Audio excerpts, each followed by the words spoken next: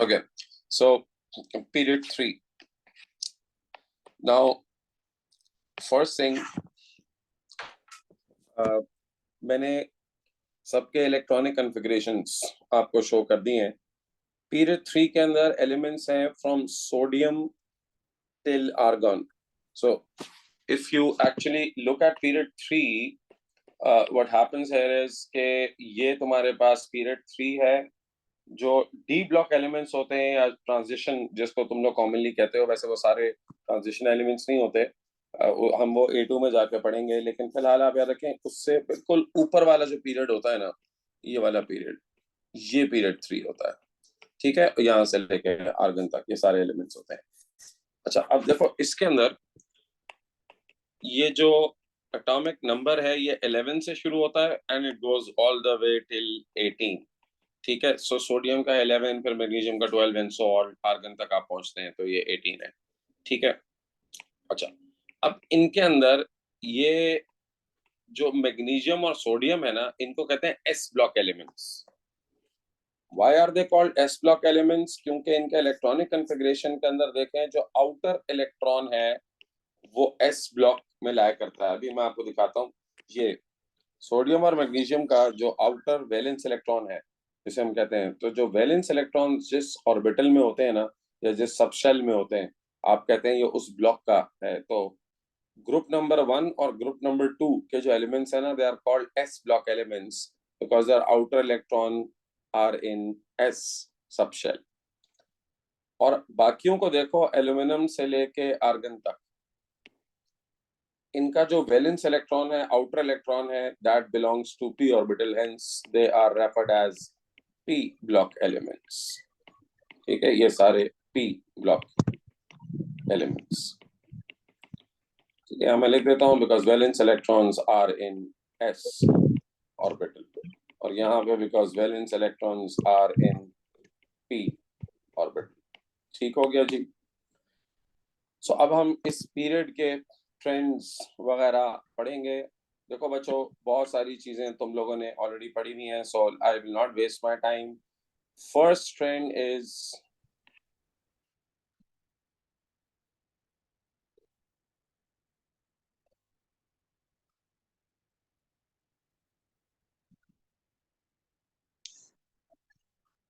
लगी है, यहाँ पर ये आ गए। What happens to the number of, कोई बताएगा आप में से, what happens to the number of shells in the period across the period? number of shells क्या रहते हैं बराबर?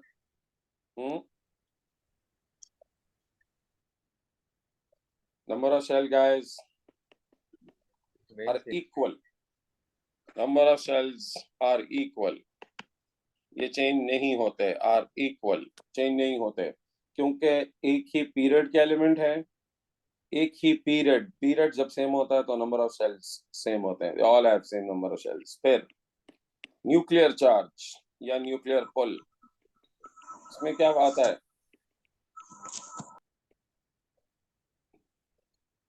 न्यूक्लियर चार्ज या न्यूक्लियर पुल इंक्रीजेस। कैसे हमें पता चला न्यूक्लियर चार्ज इंक्रीज होता है? हमने एटॉमिक स्ट्रक्चर में भी पढ़ा था, because number of protons increase होते हैं इन द न्यूक्लियस। जैसे जैसे आगे बढ़ते हैं, सोडियम का प्रोटॉन नंबर 11, ठीक है, फिर आगे मैग्नीशियम का 12। बेटा प्लीज म्यूट करें सब लोग अपने आप को, मुझे किसी की आवाज आ रही है। ओके, सो जैसे जैसे आप अक्रॉस जाते हैं, एटॉमिक नंबर इंक्रीजेस। कोई अनम्यूट हुआ हुआ है आप में से? उस्मान, आप अनम्यूट हुए हुए हैं।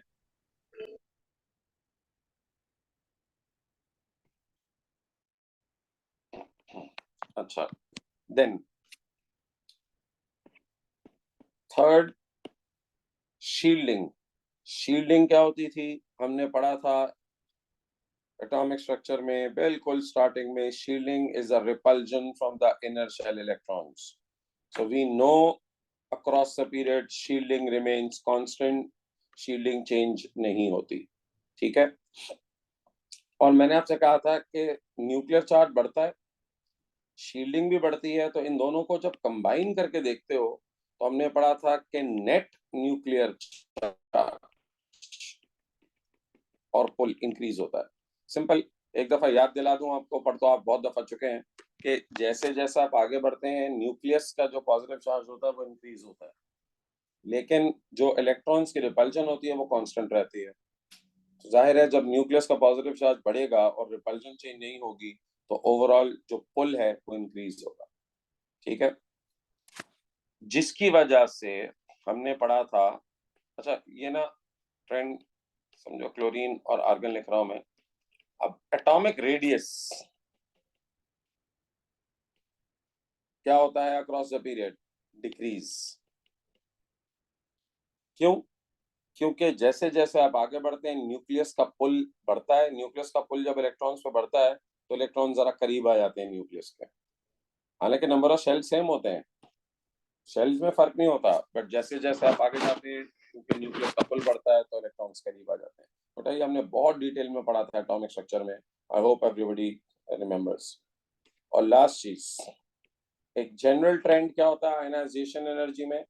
जाहिर है जब न्यूक्लियस का पुल बढ़ेगा आउटर मोस्ट इलेक्ट्रॉन्स पे तो उनको इलेक्ट्रॉन्स को निकालना मुश्किल होगा। आयनाइजेशन एनर्जी की डेफिनेशन हमें याद होगी, it is energy required to remove one mole of electrons from one mole of gaseous atoms या आयंस। ठीक है, डिपेंड करता है फर्स्ट है, सेकंड है, थर्ड है। बहरहाल तो जितना न्यूक्लियस का पुल ज्यादा होगा आयनाइजेशन एनर्जी भी उतनी ज्यादा होगी। सो आयनाइजेशन एनर्जी इंक्रीजेस। हाँ, वो एक दो जगह वो जो डिप आता है वो अलग बात है, वो हमें याद है। अच्छा, चलिए अब आते हैं जरा इनके एटॉमिक रेडियस पे। ठीक है, देखो एटॉमिक रेडियस या आयनिक रेडियस, पहले तो जरा एटॉमिक रेडियस पर आ जाओ। आप देख रहे हैं सोडियम से रेडियस कम होते होते क्लोरीन का रेडियस सबसे छोटा है। तो ये जो ट्रेंड था पीछे जो मैंने लिखा था एटॉमिक रेडियस डिक्रीजेस, ये एटॉमिक रेडियस डिक्रीजेस। ठीक है, ये ट्रेंड यहाँ शो हो रहा है। अब आप देखेंगे सोडियम से लेके क्लोरीन तक तो ये डिक्रीज हो रहा है, लेकिन आर्गन एकदम, आप देखते हैं आर्गन बढ़ जाता है। देखो आर्गन के ज्यादा होने की वजह है, आर्गन का इसलिए रेडियस बड़ा है क्योंकि आर्गन जो है ना वो कोवेलेंट बॉन्ड नहीं बनाता। एक्चुअली देखो आपको याद होगा बॉन्डिंग में मैंने आपको बताया था रेडियस निकलता कैसे है। रेडियस जो होती है ना वो हाफ ऑफ बॉन्ड लेंथ होता है। ठीक है,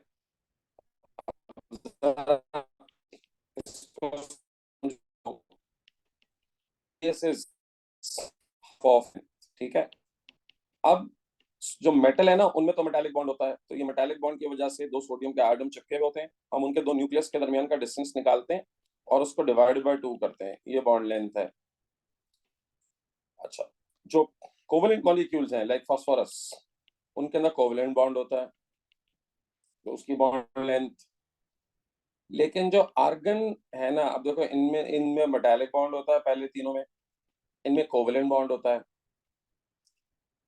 आर्गन के एटम्स के दरमियान कोई बॉन्ड ही नहीं होता, कोई बॉन्ड नहीं होता। कोई बॉन्ड से मतलब है यानी एक्चुअली कोई ये वाला आयनिक या कोवेलेंट की बात करो, मतलब कोई बॉन्ड नहीं होता तो नहीं कहना चाहिए, आयनिक या कोवेलेंट बॉन्ड नहीं होता। तो इनके अंदर होती है वेंडरवॉल फोर्सेस। वेंडरवॉल का मतलब ये होता है कि बस दो एटम्स एक दूसरे को इंड्यूस्ड डायपोल, डायपोल जिसको हम कहते हैं वैंडरवॉल फोर्सेस या इंड्यूस्ड डायपोल, डायपोल फोर्सेस। अच्छा, ये बहुत वीक होती हैं इन कोवेलेंट और मेटालिक के मुकाबले में, तो ये तो समझो बिल्कुल ना होने के बराबर होती है ना। तो इसमें क्या होता है कि जब दो एटम्स आपस में रैंडमली चलते चलते चलते कांटेक्ट में आते हैं ना, तो हम ये अज्यूम कर लेते हैं कि उनके दरमियान एक बॉन्ड बन गया। मैंने कहा बॉन्ड कहा था, वो कांटेक्ट में आएंगे थोड़ी देर बाद वापस चले जाएंगे। और जैसे ही दो एटम्स आपस में जुड़ते हैं ना, हम अज्यूम कर लेते हैं बॉन्ड बन गया, और इनके दोनों रेडियस, अच्छा, not bonded in a way, यानी not covalently ionically bonded, come randomly in contact. ठीक है, नॉट स्ट्रांगली बॉन्डेड कहना चाहिए, नॉट स्ट्रांगली बॉन्डेड।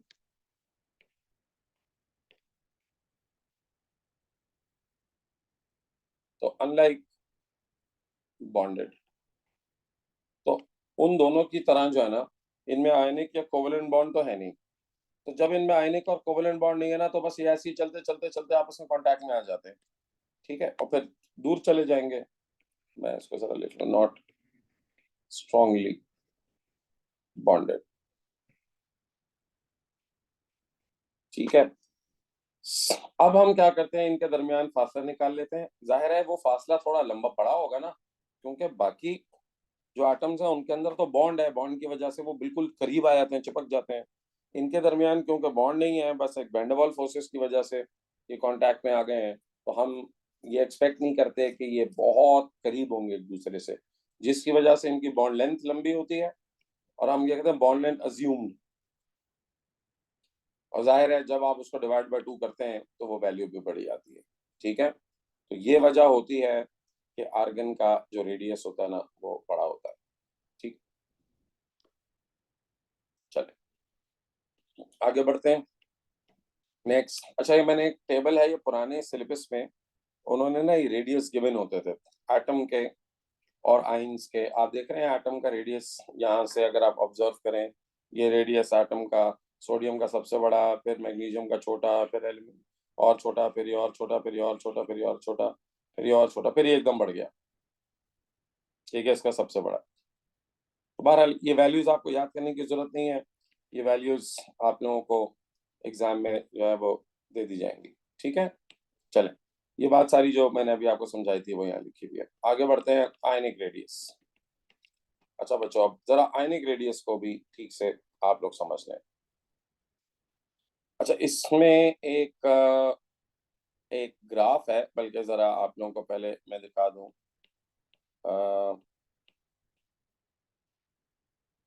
इसमें जरा मैं एटॉमिक रेडियस का एक ग्राफ बना दूं आप लोगों को। अ, अगर एग्जामिनर कहे कि इसका स्केच शो करें आप ना, तो ये आ जाते हैं कभी कभी एग्जाम में। अच्छा, एक सेकंड में देख लेता हूँ आगे कहीं मैंने बनाया हुआ तो नहीं है। नहीं, इसका ग्राफ मैंने नहीं बनाया हुआ। ओके,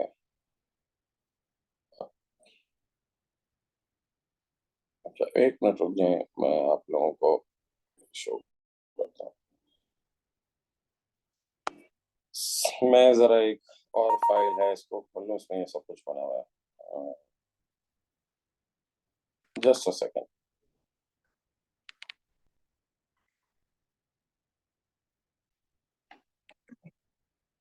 अच्छा, मैं आपको ग्राफ कैसे बना रहा था, बता रहा था। इसका ग्राफ बच्चों आप जब बनाएंगे तो आप लोगों को, एक सेकंड,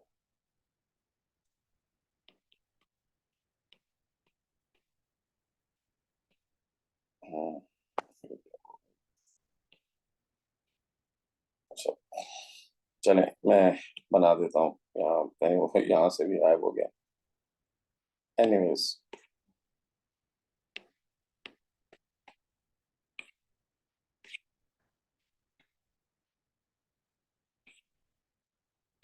या ओके चलें। बस इसका स्केच कभी आ जाए ना, तो एटॉमिक, ये हो गया एटॉमिक रेडियस, और यहाँ पे तुम्हारे पास आ जाएगा एटॉमिक नंबर, ठीक है। एटॉमिक नंबर आर 11, सोडियम का है ये sodium and all the way till 18, ठीक है। ये आर्गन का है। तो इसका अगर एक ट्रेंड बनाने के लिए आएगा तो वो ट्रेंड क्या होगा, वहां से तुम, ये कम होता जाएगा, देखो सबसे, ये सोडियम का ये यूं करके कम होगा, और फिर आर्गन का इस तरीके से बढ़ जाएगा। ये बस आप एक ट्रेंड दिखाते हैं। ये तो ये यहाँ पे तुम्हारे पास सोडियम है, ठीक है, टिल क्लोरीन, क्लोरीन कम होता है, और फिर आर्गन का ट्रेंड। अब देखो ये एग्जैक्ट ग्राफ मैंने कोई स्केच नहीं किया हुआ है इसका, कि आप ये कहेंगे कि सर ये कोई एग्जैक्ट ग्राफ है जो आपने बनाया हुआ, नहीं, एग्जैक्ट ग्राफ मैंने स्केच नहीं किया हुआ। मैंने बस एक समझो ट्रेंड दिखाया हुआ है कि ये डिक्रीजिंग ट्रेंड है, ये ट्रेंड डिक्रीज होते होते होते होते फिर एकदम जो है वो ऊपर चला गया, ठीक है। समझ में आ गया ये सबको? चलो आगे बढ़ते हैं ना। अच्छा अब आ जाओ जरा आयनिक रेडियस पे। आयनिक रेडियस, इसको जरा ठीक से समझेगा। देखो सबसे पहले तो ये जो पहले तीन है ये बनाते हैं कैटाइन्स, ठीक है, ये बनाते हैं कैटाइन्स।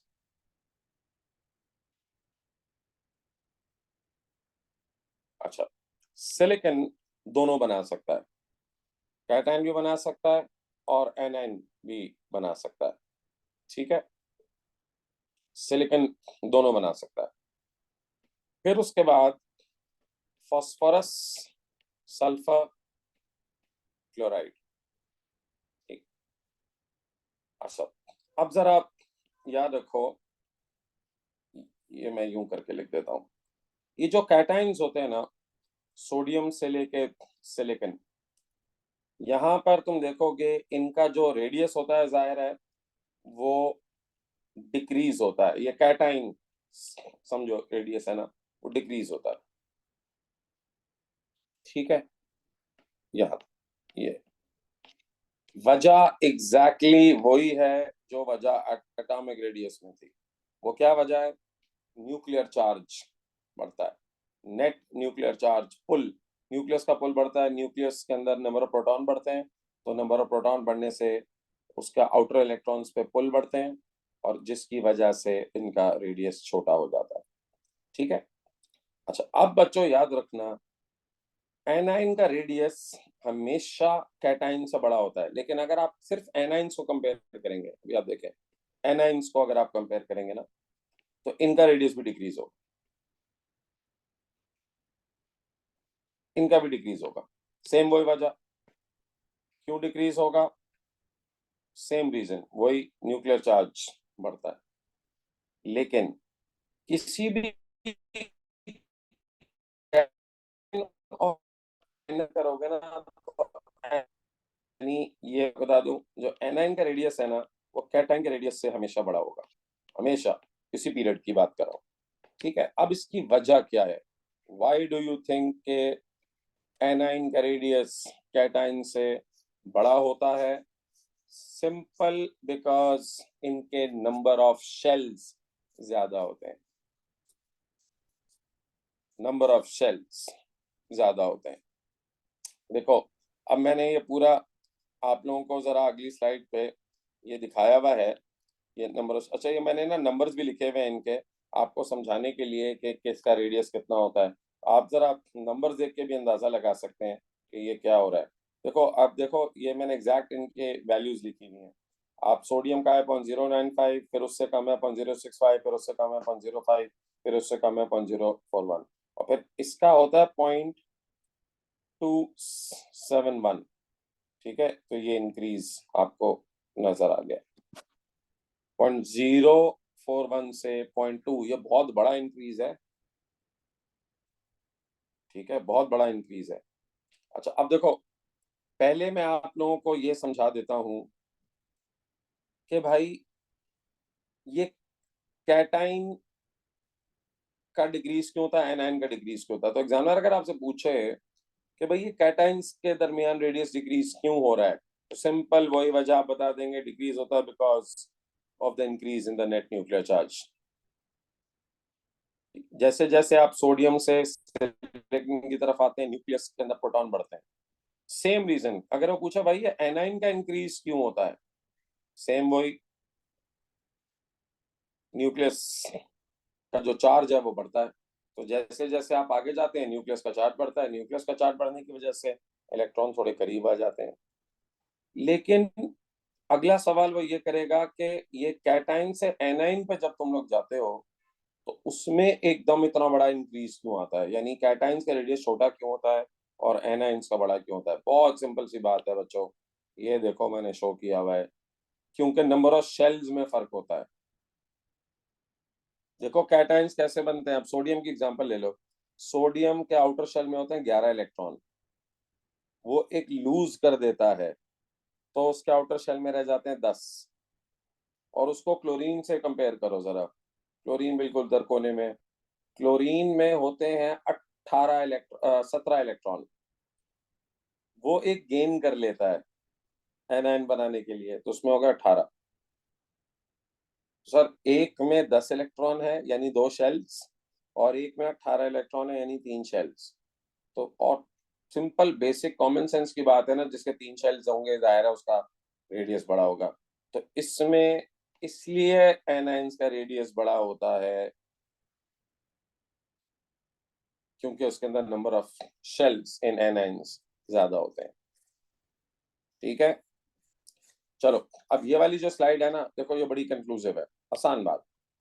आप मुझसे पूछेंगे sir across the period what happens, so मैं कहूंगा कि अक्रॉस द पीरियड जो कैटाइंस हैं उनका रेडियस भी डिक्रीज होता है, जो एनाइंस हैं उनका रेडियस भी डिक्रीज होता है, लेकिन कैटाइंस का रेडियस एनाइन से छोटा होता है। ठीक है, सिंपल। अब कैटाइंस का रेडियस क्यों डिक्रीज होता है? क्योंकि उनके अंदर न्यूक्लियस के अंदर जो प्रोटॉन है वो बढ़ते हैं, जिसको कहते हैं न्यूक्लियर पुल इंक्रीज होता है। तो जो आउटर शेल है उनके ऊपर ज्यादा पुल होता है जैसे जैसे आप जाते हैं cross the period left to right, और क्योंकि न्यूक्लियस का पुल ज्यादा होता है तो इलेक्ट्रॉन थोड़े करीब आ जाते हैं। एनाइंस में भी ऐसा ही होता है, न्यूक्लियस का पुल बढ़ता है, क्योंकि नंबर ऑफ प्रोटॉन बढ़ते हैं तो इलेक्ट्रॉन थोड़े करीब आ जाते हैं। लेकिन एनाइन से जब आप कैटाइन में जाते हैं तो आपको एकदम इंक्रीज नजर आता है। उसकी वजह एनाइंस के रेडियस बड़े क्यों होते हैं कैटाइन से? क्योंकि उनके शेल्स ज्यादा होते हैं।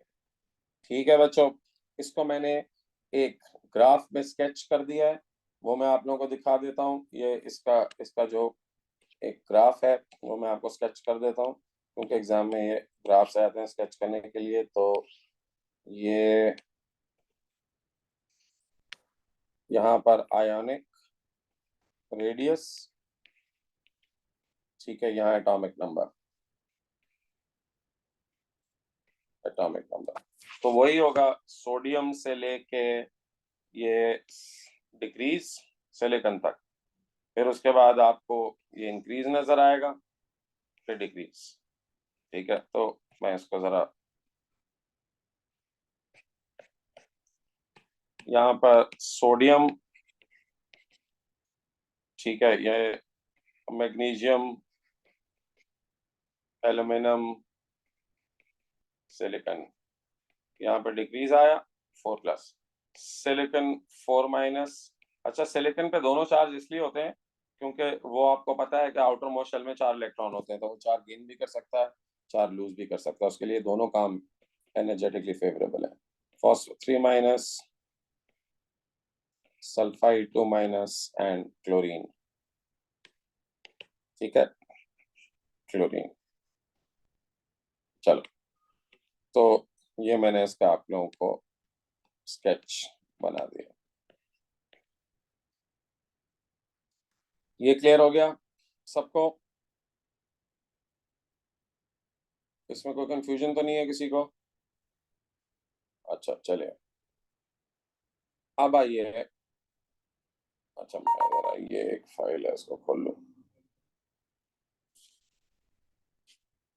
ठीक है, चलें, सो यहाँ तक हम पहुंच गए, ये इसका ग्राफ हो गया। ठीक है, नेक्स्ट अब हम डिस्कस करते हैं, देखो आयनाइजेशन एनर्जी। बच्चों आयनाइजेशन एनर्जी का ट्रेंड हम बहुत डिटेल में पढ़कर आ चुके हैं एटॉमिक स्ट्रक्चर में। I will not waste a lot of time here, I just quickly go through.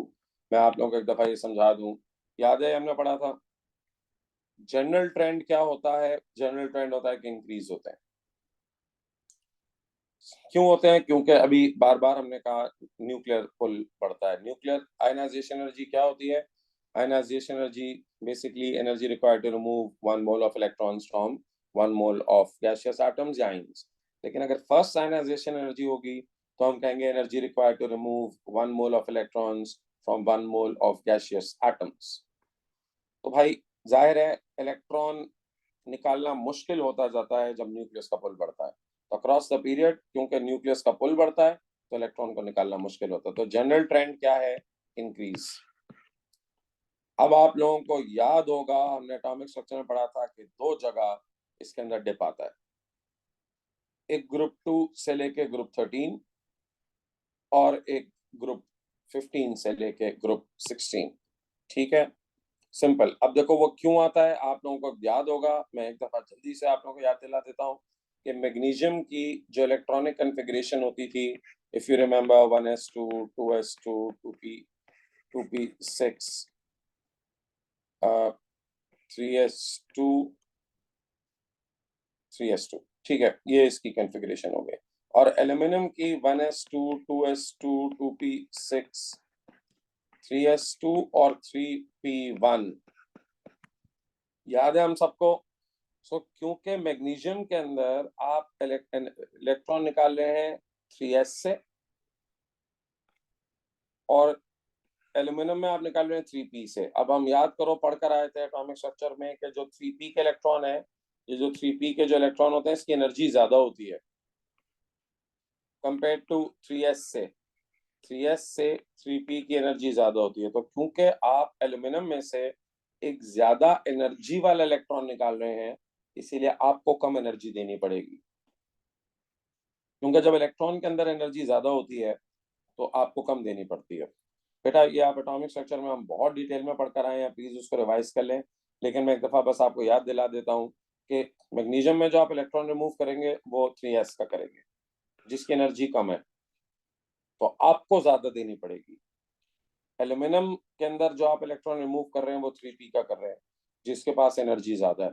तो क्योंकि इलेक्ट्रॉन के पास एनर्जी ज्यादा है तो आपको एनर्जी कम देनी पड़ेगी। ठीक है, please revise atomic structure for detail. मैंने, और खैर ये डिटेल मैंने यहाँ नोट्स में भी लिख दी है, आप इसको पढ़ लीजिएगा। तो यहाँ पर हम कहते हैं ये चेंज ऑफ ऑर्बिटल होता है ना, इस वजह से होता है। ठीक है, अच्छा दूसरा, अब आप आइए फास्फोरस और सल्फर पे। ये भी आपको याद होगा, फास्फोरस और सल्फर में इलेक्ट्रॉन्स तो 3p के होते हैं। देखो इसका जो कॉन्फ़िगरेशन है फास्फोरस का, इसका है 1s2 2s2 2p6 3s2 3p3, और उधर 1s2 2s2 2p6 3s2 3p4। अब इसमें दोनों में इलेक्ट्रॉन तो 3p के ही हैं, लेकिन इसमें जो फास्फोरस में जो इलेक्ट्रॉन रिमूव होगा वो अनपेयर्ड होगा 3p3। तो आप जो इलेक्ट्रॉन रिमूव करेंगे वो अनपेयर्ड करेंगे। लेकिन सल्फर में 3p से ही होगा, लेकिन जो इलेक्ट्रॉन रिमूव होगा वो पेयर्ड होगा। सो अनपेयर्ड इलेक्ट्रॉन में रिपल्जन नहीं होती, क्योंकि उसके ऑर्बिटल में कोई और इलेक्ट्रॉन है नहीं। लेकिन पेयर्ड इलेक्ट्रॉन में रिपल्जन होती है। रिपल्जन का मतलब है कि वो पहले से ही उसके ऊपर समझो एक फोर्स लग रही है बाहर जाने के लिए, तो आपको कम एनर्जी देनी पड़ती है उसको बाहर निकालने के लिए, बिकॉज रिपल्जन की वजह से वो पहले से ही बेचारा जो है ना, उसको धक्का लग रहा है कि बस निकलो बाहर। लेकिन जो फास्फोरस है उसके अंदर, क्योंकि वो अनपेयर्ड इलेक्ट्रॉन है, तो कोई रिपल्जन एक्सपीरियंस नहीं करता अपने ऑर्बिटल के इलेक्ट्रॉन से, तो उसके लिए निकलना थोड़ा और मुश्किल है। तो उसको थोड़ी ज्यादा एनर्जी चाहिए होती है बाहर आने के लिए। जो सल्फर का जो इलेक्ट्रॉन है वो क्योंकि पेड है, पेड इलेक्ट्रॉन को रिपल्जन एक्सपीरियंस करता है। वो रिपल्जन एक्सपीरियंस करने की वजह से समझो एक तरीके से कि वो खुद ही हेल्प कर रहा है आपको बाहर निकालने में। ठीक है, जो रिपल्जन हो रही है तो आपको थोड़ी कम एनर्जी देनी पड़ती है। चलिए, आई होप आपको याद आ गया होगा, हमने बहुत डिटेल में ये सब एटॉमिक स्ट्रक्चर में पढ़ा था। ठीक है, जिनको अभी भी याद नहीं आ रहा, प्लीज एटॉमिक स्ट्रक्चर के नोट्स उठाएं और देखें, वहां पर ये दो बातें मैंने बहुत डिटेल में एक्सप्लेन की थी। चलिए नेक्स्ट मूव ऑन। अब आ जाओ, असल जो बच्चों गेम है ना, वो है bonding and structure of period 3 elements. ठीक है, पहले तीन, मैग्नीशियम से लेके सोडियम से लेके एल्यूमिनियम तक, इनके दरमियान होते हैं metallic bonds, they are metals, और इनके दरमियान होता है मेटालिक बॉन्ड। तो अगर एग्जामिनर पूछेगा कि व्हाट टाइप ऑफ बॉन्ड, आप कहेंगे मेटालिक बॉन्ड।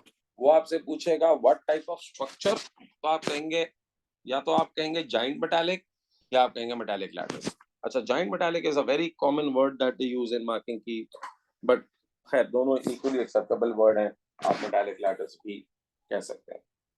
ठीक है, silicon on the other hand, ये होता है जॉइंट मॉलिक्यूलर स्ट्रक्चर। ये मॉलिक्यूलर है, या ये मेटालिक नहीं है। ठीक है, तो अगर इसका अगर एग्जामिनर तुमसे पूछेगा कि इसमें बॉन्ड्स क्या हैं, तो आप कहेंगे कोवेलेंट बॉन्ड्स हैं बिटवीन सिलिकॉन एटम्स, तो इसके अंदर बॉन्ड्स हैं कोवेलेंट।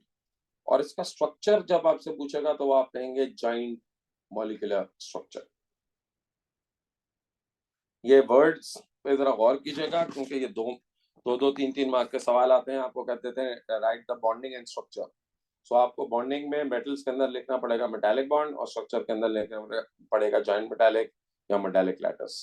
और जब सिलिकॉन की बारी आएगी तो उसके अंदर बॉन्ड में आपको लिखना पड़ेगा कोवेलेंट बॉन्ड्स जाहिर बिटवीन सिलिकॉन एटम्स, और स्ट्रक्चर में लिखना पड़ेगा आपको जॉइंट मॉलिक्यूलर स्ट्रक्चर। इसका बहुत बड़ा मॉलिक्यूल होता है, ठीक है। अच्छा, अब बाकी फास्फोरस,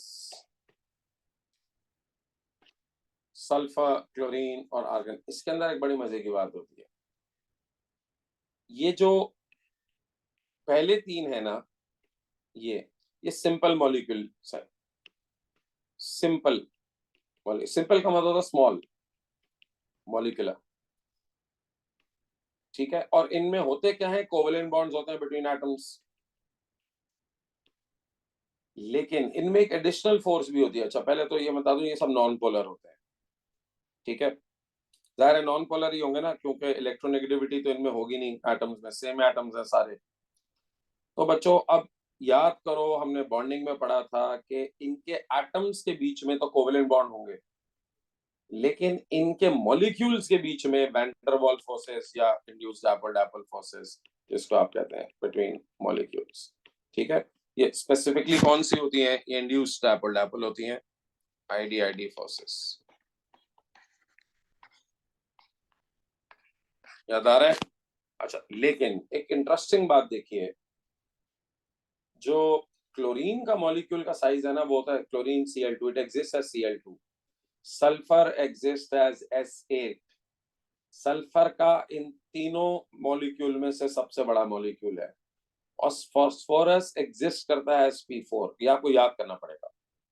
फास्फोरस में 4 फास्फोरस के एटम जुड़ के एक मॉलिक्यूल बनाते हैं, सल्फर में 8 मिलके एक मॉलिक्यूल बनाते हैं, क्लोरीन में 2। और आर्गन तो एटम्स होता है, ये एटॉमिक फॉर्म में एग्जिस्ट करता है। ये मॉलिक्यूलर वो है ना, ग्रुप 18 का है ना, तो इनमें होती है van der Waals forces between atoms, इनमें ज़ाहिर कोवेलेंट बॉन्ड नहीं होते। अच्छा, मैं इनकी स्टेट भी आपको साथ साथ बता दूं। फास्फोरस सॉलिड है, सल्फर सॉलिड है, क्लोरीन गैस है, और आर्गन गैस,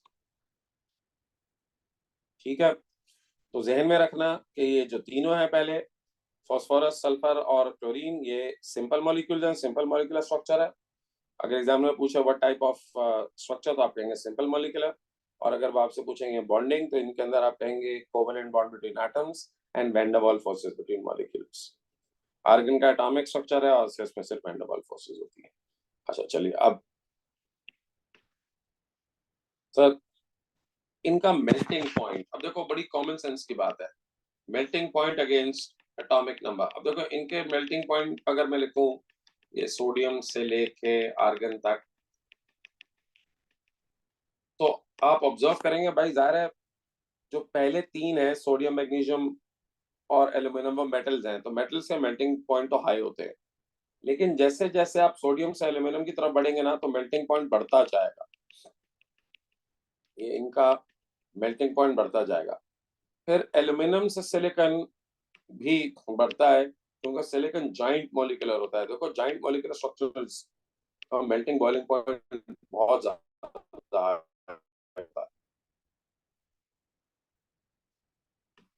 एकदम जाता है जब आप फास्फोरस पे आते हैं, क्योंकि फास्फोरस इज सिंपल मॉलिक्यूलर, और सिंपल मॉलिक्यूलर का जो मेल्टिंग पॉइंट होता है वो उनकी वैन डर वाल्स फोर्सेस पे डिपेंड करता है। और आपको मालूम है कि छोटे मॉलिक्यूल के दरमियान van der Waals forces week होती है, ठीक है। तो इसका कम होता है, फास्फोरस का एकदम काफी डिग्रीज होता है, सिलिकॉन से फास्फोरस बहुत नीचे आ जाता है। लेकिन फास्फोरस का मॉलिक्यूल का साइज है P4, सल्फर का है S8। देखो जितना मॉलिक्यूल का साइज बड़ा होता है, आप बॉन्डिंग में पढ़कर आए ना, उतनी van der Waals forces strong होती हैं। तो सल्फर का फास्फोरस से ज्यादा होता है। सिंपल क्यों? क्योंकि उसका मॉलिक्यूल का साइज बड़ा है, ठीक है। फिर उसके बाद क्लोरीन का इन दोनों से कम होता है। क्यों? क्योंकि उसका मॉलिक्यूल का साइज इन दोनों से छोटा है। उसका P4 है, उसका S8 है, इसका Cl2 है। और फिर आर्गन का उससे भी कम होता है क्योंकि उसका सबसे छोटा है, उसका तो एटम्स ही है। ठीक है बच्चों,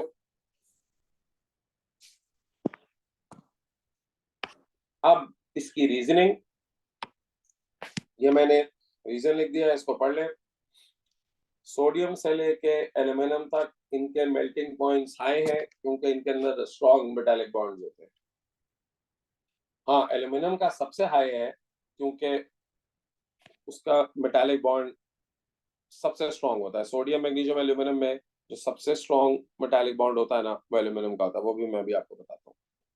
फिर सिलिकॉन जॉइंट कोवेलेंट सॉलिड है। जॉइंट कोवेलेंट सॉलिड के अंदर बहुत हाई मेल्टिंग पॉइंट होता है क्योंकि उसके अंदर बहुत सारे और स्ट्रॉन्ग कोवेलेंट बॉन्ड्स होते हैं। देखो, मैं तुम लोगों को बॉन्डिंग से समझाता आ रहा हूँ कि कोवेलेंट बॉन्ड वीक नहीं होता, वो वैन डर वाल्स फोर्सेस होती हैं जो वीक होती हैं। तो इनके इनके अंदर बहुत सारे कोवेलेंट बॉन्ड होते हैं, नेटवर्क होता है कोवेलेंट बॉन्ड का, और स्ट्रॉन्ग कोवेलेंट बॉन्ड्स होते हैं। ठीक है, एक सेकंड है। अच्छा, अब आ जाइए इस पे। अब ये बेचारे जो है ना, फास्फोरस, सल्फर, क्लोरीन, ये सिंपल मॉलिक्यूल है, छोटे मॉलिक्यूल्स हैं। इनका क्या मुकाबला उन उन हाथियों से, वो बड़े बड़े जाइंट मॉलिक्यूल्स हैं। ठीक है, उनके अंदर बॉन्ड स्ट्रॉन्ग है, इनके बॉन्ड वीक होते हैं। इनमें कौन से बॉन्ड होता है? वही वैन डर वाल्स फोर्सेस। ठीक है, सिंपल मॉलिक्यूल होते हैं, आर्गन एटॉमिक है, इनके अंदर होते हैं weak van der Waals forces, weak ID ID forces. ठीक, तो ये वजह है इनके वीक होने की। अच्छा, मैं इसको फर्दर एक्सप्लेन कर दूं।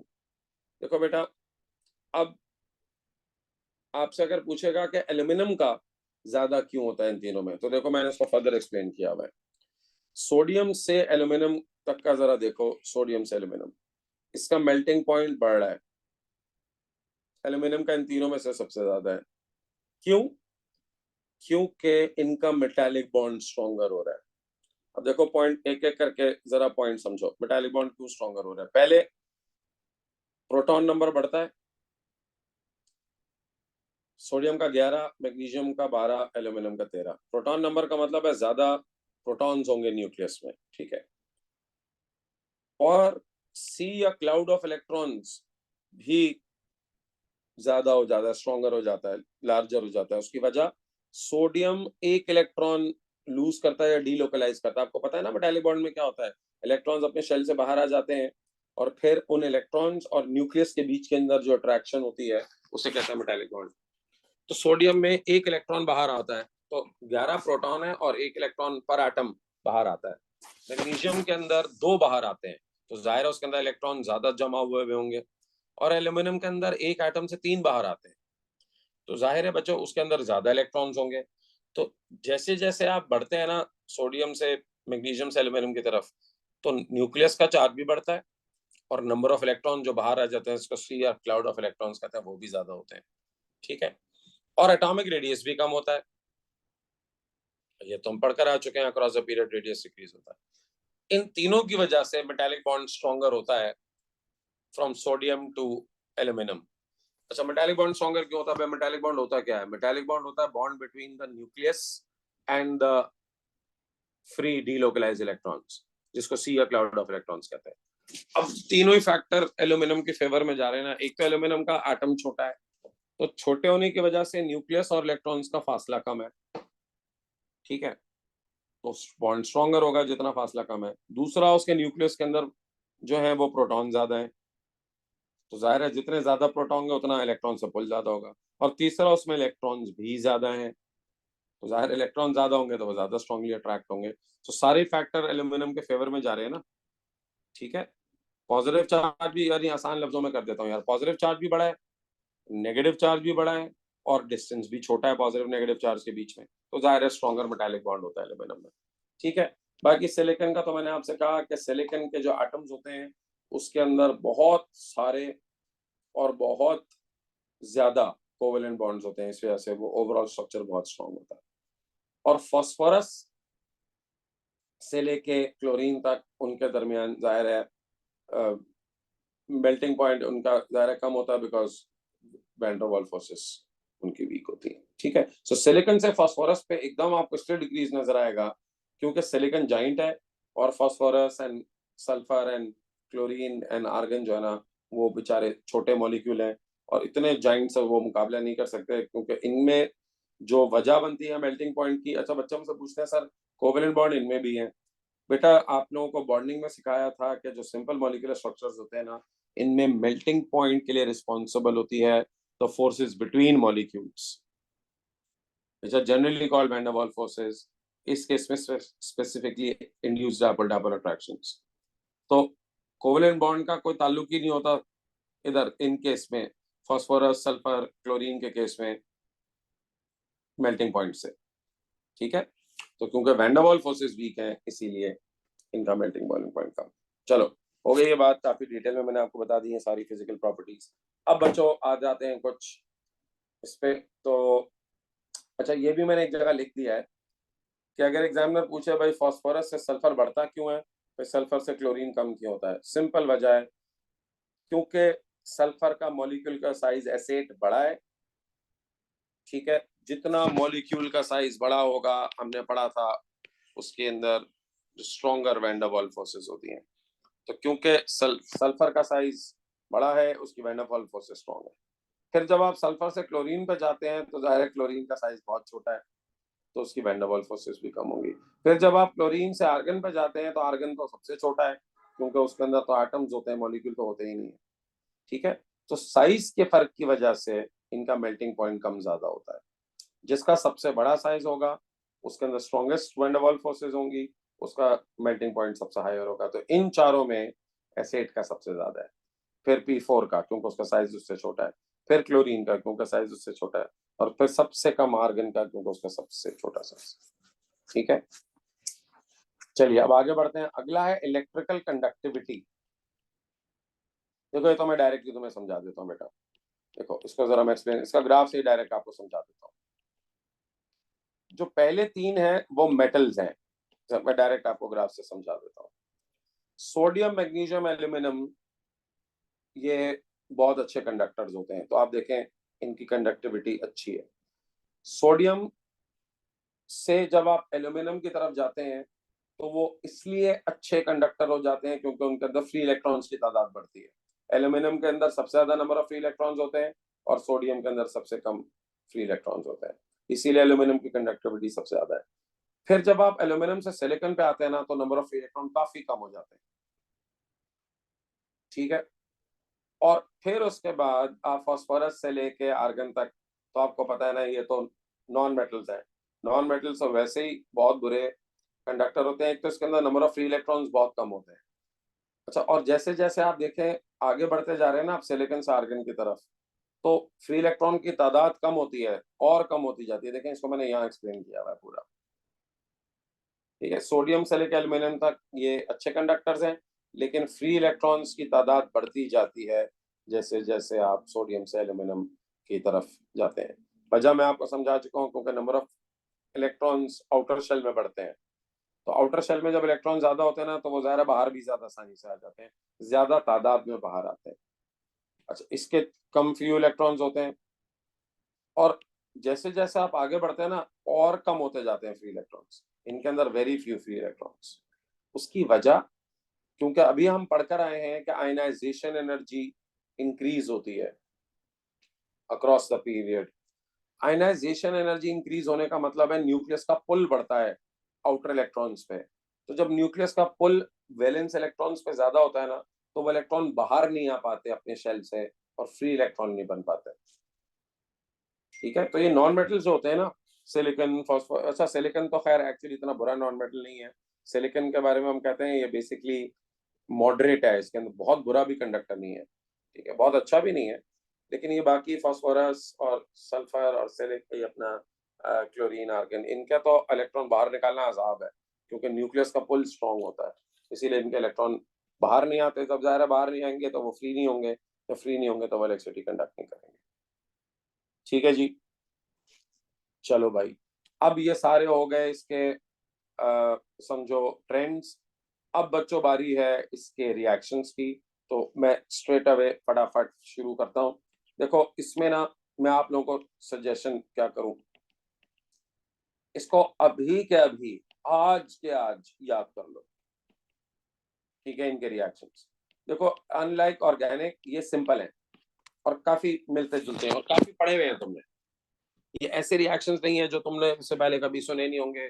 तुमने ओ लेवल्स के अंदर भी इनमें से काफी रिएक्शंस पढ़े हुए हैं, सुने हुए हैं, ठीक है। तो और सिंपल प्लेन फैक्ट्स हैं, कुछ भी नहीं है भाई, ये रिएक्ट करके ये बनाता है, कोई मैकेनिज्म नहीं है, कुछ नहीं है। तो आप लोगों को साथ के साथ मैं आपसे बता रहा हूँ, आज अफ्तारी से पहले अफ्तारी करते ही आप उठा के इनको याद कर लें।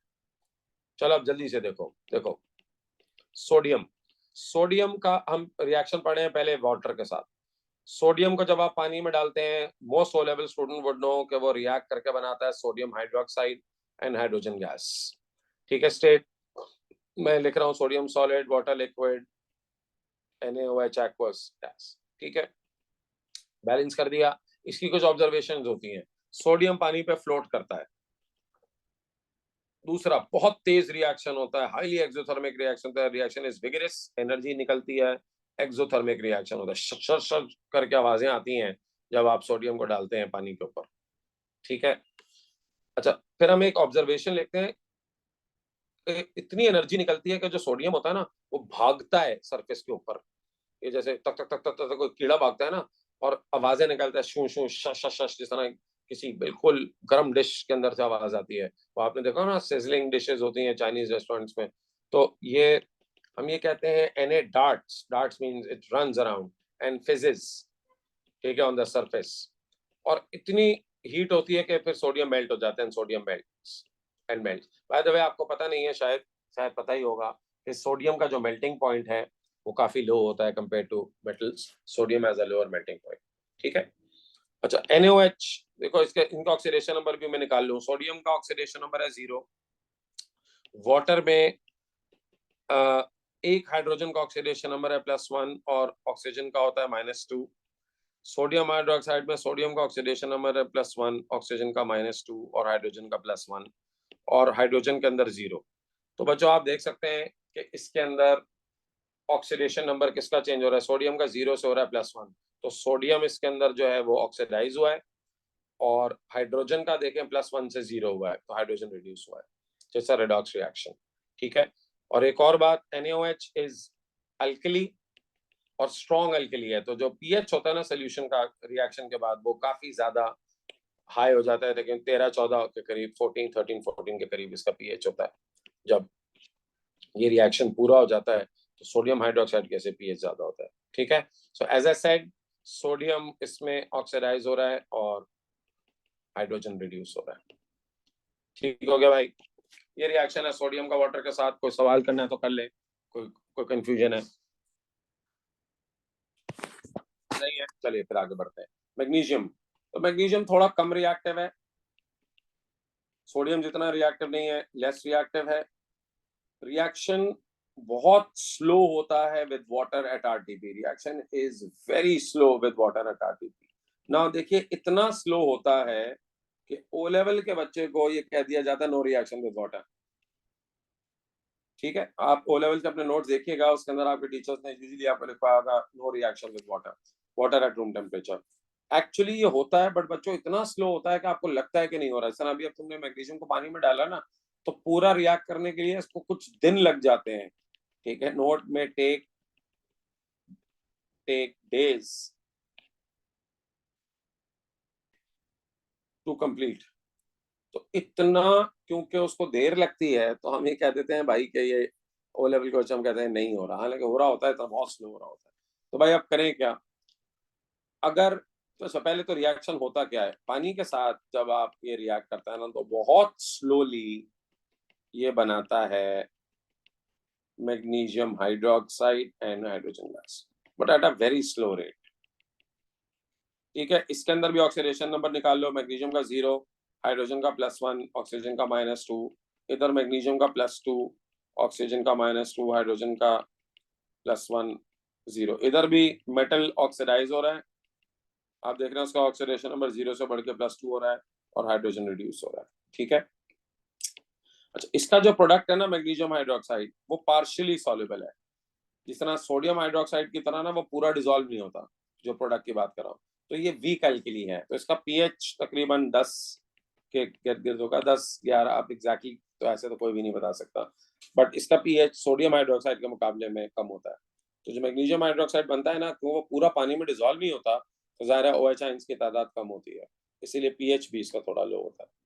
ठीक है, अच्छा भाई, अब अगर इसको तुम स्टीम के साथ रिएक्ट करवाओगे, अच्छा magnesium hydroxide is weak alkali, ये मैंने यहाँ लिख दिया।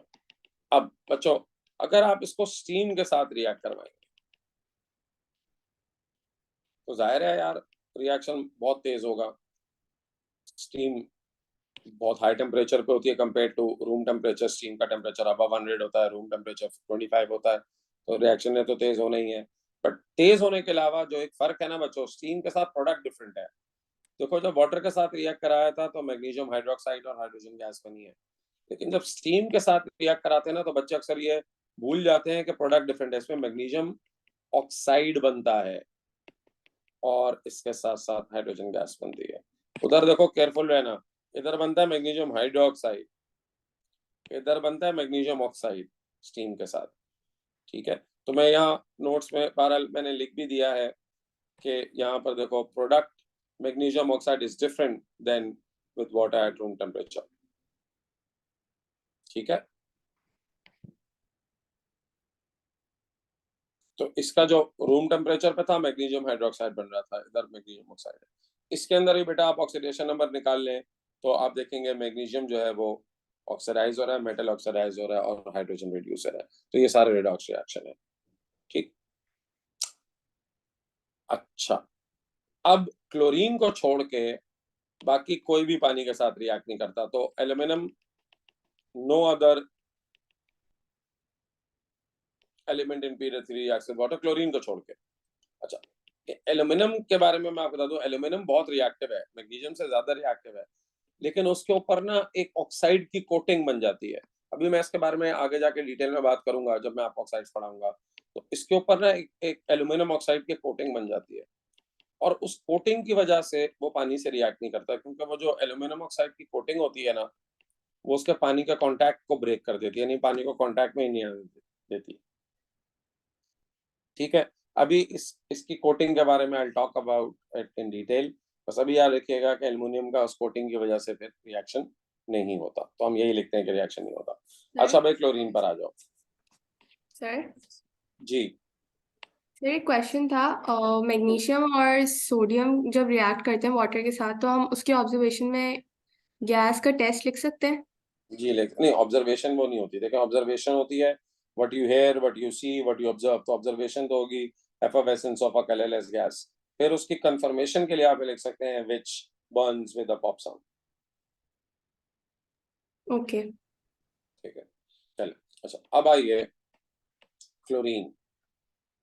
क्लोरीन तुम लोग सारे, आई एम प्रीटी श्योर पता है तुम्हें, क्लोरीन पानी में डाला जाता है, स्विमिंग पूल में डाला जाता है। ऑब्जेक्टिव क्या होता है, जब तुम क्लोरीन को पानी में डालते हो ना, तो वो दो एसिड्स बनाता है, एक HCl और एक HOCl। अच्छा, ये रिवर्सिबल होता है रिएक्शन, HCl एंड HOCl। ठीक है, अब ये, अच्छा, ये रिएक्शन ना तुम 3 जगह तुमने सुना होगा, यहाँ मैंने रेडॉक्स में भी अक्सर ये reaction as an example use करता हूँ, डिस्प्रोपोर्शनेशन रिएक्शन की। अच्छा, ये यहाँ पर भी आप पढ़े और आप जब ग्रुप 17 के अंदर भी इसको पढ़ेंगे। ठीक है, सो इसका ऑक्सीडेशन नंबर 0, इधर हाइड्रोजन का वही 1 का +1, ऑक्सीजन का -2, HCl का +1, Cl का -1। अच्छा, HOCl के अंदर देखें, H का +1, इधर O का -1। बच्चों, इधर जो Cl का ऑक्सीडेशन नंबर होता है ना, O का सॉरी -2, वो +1 होता है। इसमें Cl का ऑक्सीडेशन नंबर +1 होता है। तो यहाँ पर आप देखें, इसको डिस्प्रोपोर्शनेशन रिएक्शन क्यों कहते थे। रेडॉक्स में भी मैंने आपको बताया था कि क्लोरीन का एक जगह ऑक्सीडेशन नंबर जो है वो 0 से -1 हो रहा है, यानी डिक्रीज हो रहा है, और एक जगह इसका 0 से +1 हो रहा है, इंक्रीज हो रहा है।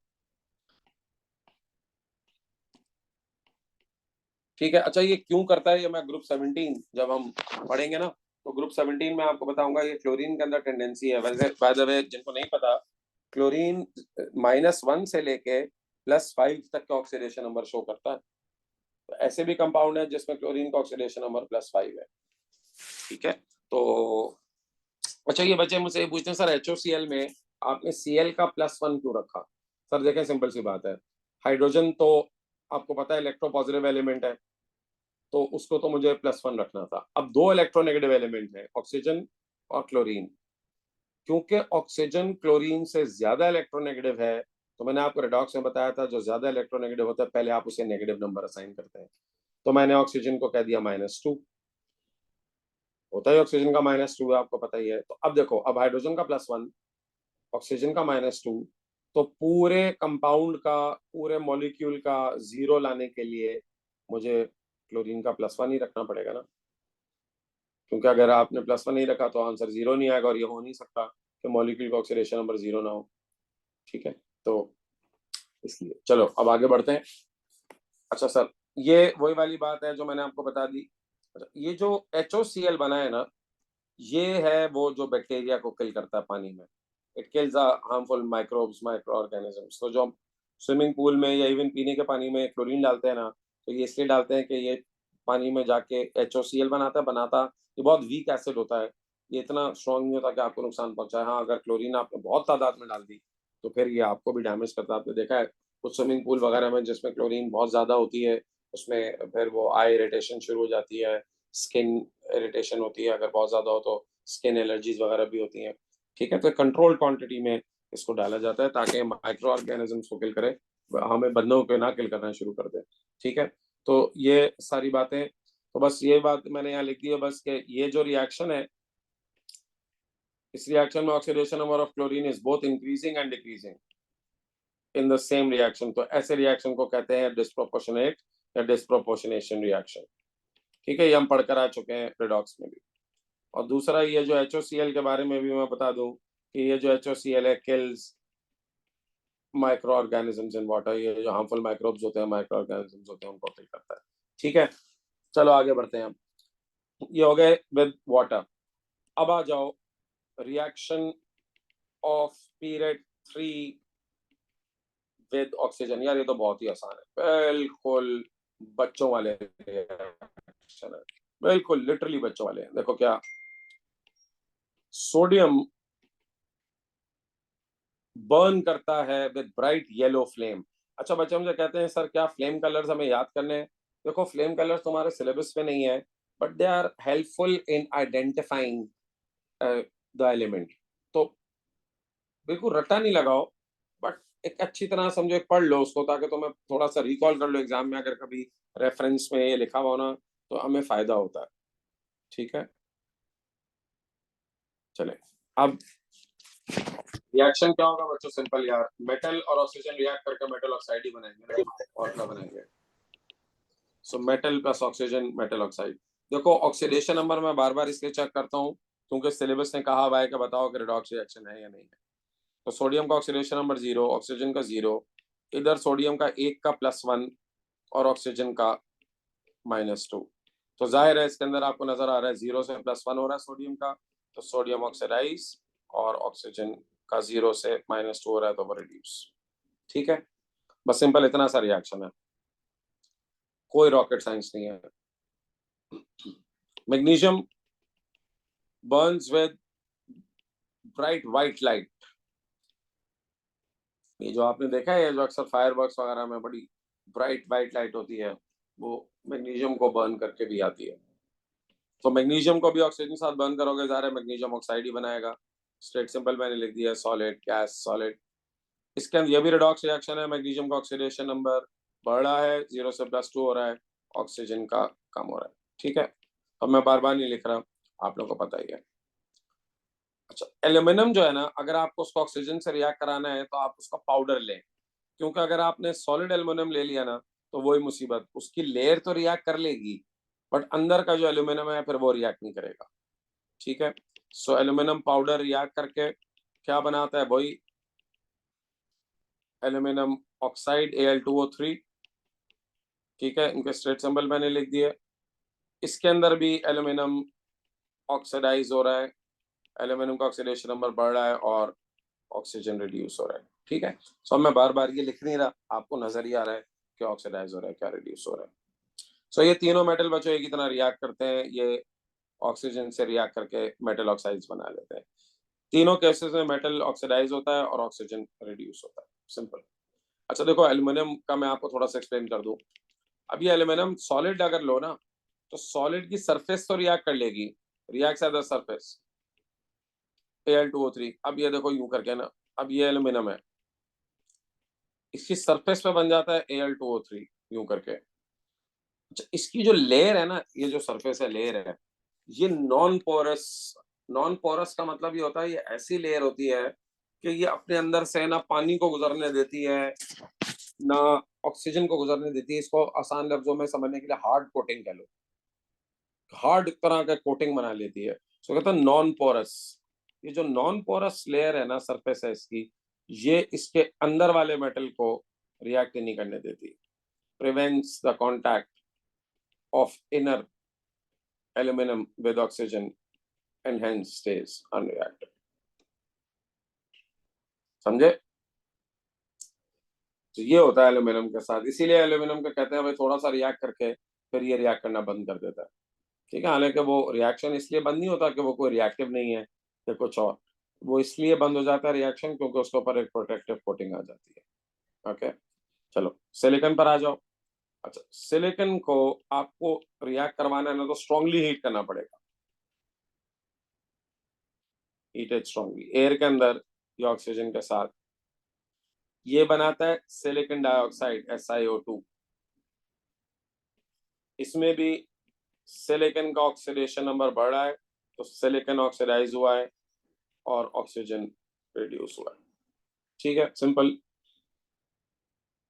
सिंपल आसान से फैक्ट समझ आप देखें, इसके अंदर कोई ऐसा चीज नहीं है जो कि बहुत मुश्किल हो। अच्छा, फास्फोरस पे आ जाओ। फास्फोरस के ना दो एलोट्रोप्स होते हैं, एक को कहते हैं रेड फास्फोरस और एक होता है व्हाइट फास्फोरस, और एलोट्रोप्स। ठीक है। अच्छा, रेड फास्फोरस थोड़ा सा डिफरेंटली रिएक्ट करता है। रेड फास्फोरस के लिए हम कहते हैं is heated before it reacts with oxygen। और जो व्हाइट फास्फोरस होता है ना, वो तो स्पॉन्टेनियसली रिएक्ट कर लेता है व्हेन इग्नाइटेड। इग्नाइटेड का मतलब है आप ऑक्सीजन के साथ उसको हीट करें, इग्नाइट करें, एकदम बर्न करें, तो वो रिएक्ट कर लेता है। तो बस थोड़ा सा रिएक्शन का तरीका डिफरेंट है, रिएक्शन दोनों का बिल्कुल एक जैसा ही है, रिएक्ट दोनों एक ही तरीके से करता है। रिएक्शन क्या है? सिंपल, ऑक्सीजन के साथ रिएक्ट करके ऑक्साइड ही बनाएंगे ना यार, इन्होंने क्या बनाना है? अच्छा नहीं, ये P2O5 नहीं, ये P4O10। ठीक है। अच्छा, इसका P2O5 भी बनता है, वो स्टेबल नहीं होता, ये P4O10 बनता है। ठीक है, इसका स्टेबल कंपाउंड। तो बैलेंस कर लेते हैं। फॉस्फोरस सॉलिड है, oxygen gas, P4O10 is solid. Oxidation number निकाल लो बच्चों इनके, सॉरी, ऑक्सीडेशन नंबर जब आप निकालेंगे इनके, तो फॉस्फोरस का ऑक्सीडेशन नंबर होगा 0, ऑक्सीजन का भी 0। इधर एक ऑक्सीजन का -2 है, तो जाहिर है 10 है, तो एक फास्फोरस का जब आप कैलकुलेट करेंगे ना, तो वो आएगा +5।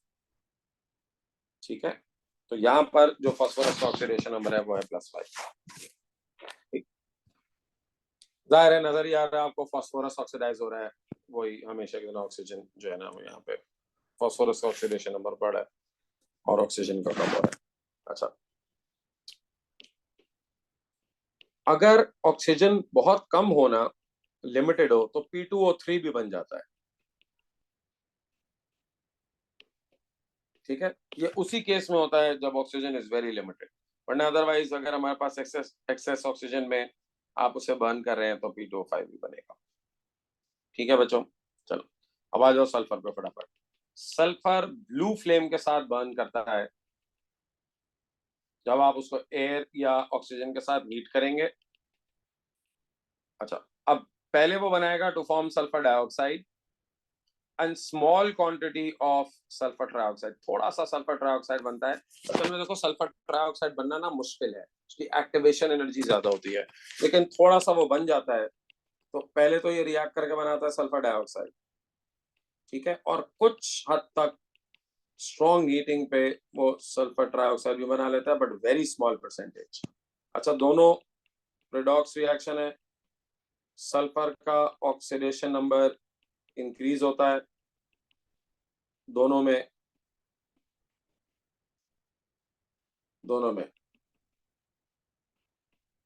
ठीक है।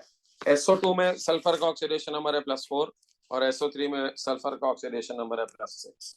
सो दोनों के अंदर सल्फर ऑक्सीडाइज हो रहा है, एक में 0 से +4 और दूसरा में 0 से +6। ठीक है बच्चों,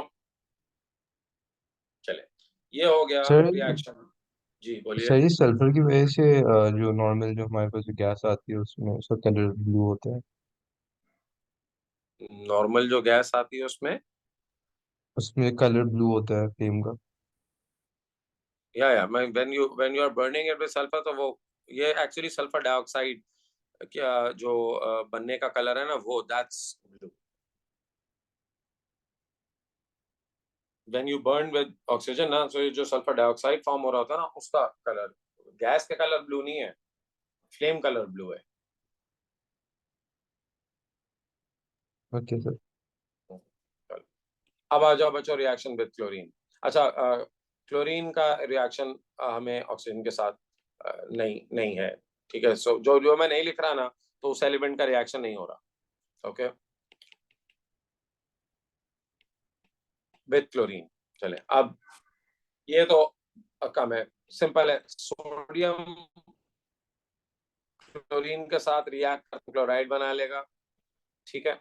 मैग्नीशियम, अच्छा वही ऑक्सीडेशन नंबर चेक कर लें, सोडियम का 0, क्लोरीन का 0, इधर सोडियम का +1, क्लोराइड का -1, तो आपको पता है वही सोडियम ऑक्सीडाइज हो रहा है, क्लोरीन रिड्यूस हो रहा है।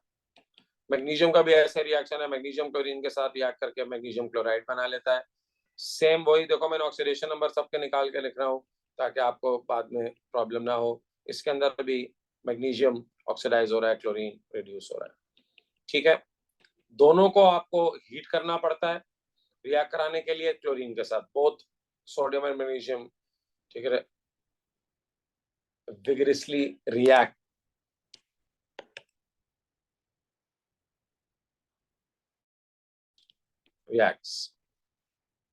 ठीक है। तो दोनों विगरसली रिएक्ट करते हैं when heated with chlorine.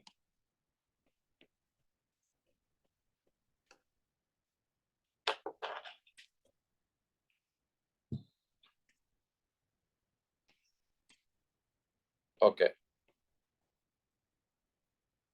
Reacts, ठीक है, व्हेन हीटेड विद क्लोरीन, और दोनों आयोनिक हैं,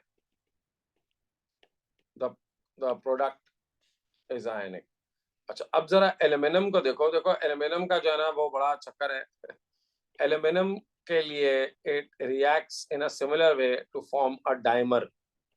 याद करो बॉन्डिंग में भी हमने पढ़ा था एल्यूमिनियम का होता है Al2Cl6 डायमर। अच्छा, आई बिल्कुल एंड में ना नोट्स के I talk about this mystery के किस टेम्परेचर पे AlCl3 होता है और कहाँ Al2Cl6 बन जाता है, ठीक है। इधर ये डेटिव बॉन्ड फॉर्म करता है, फॉर्म्स डेटिव बॉन्ड, ये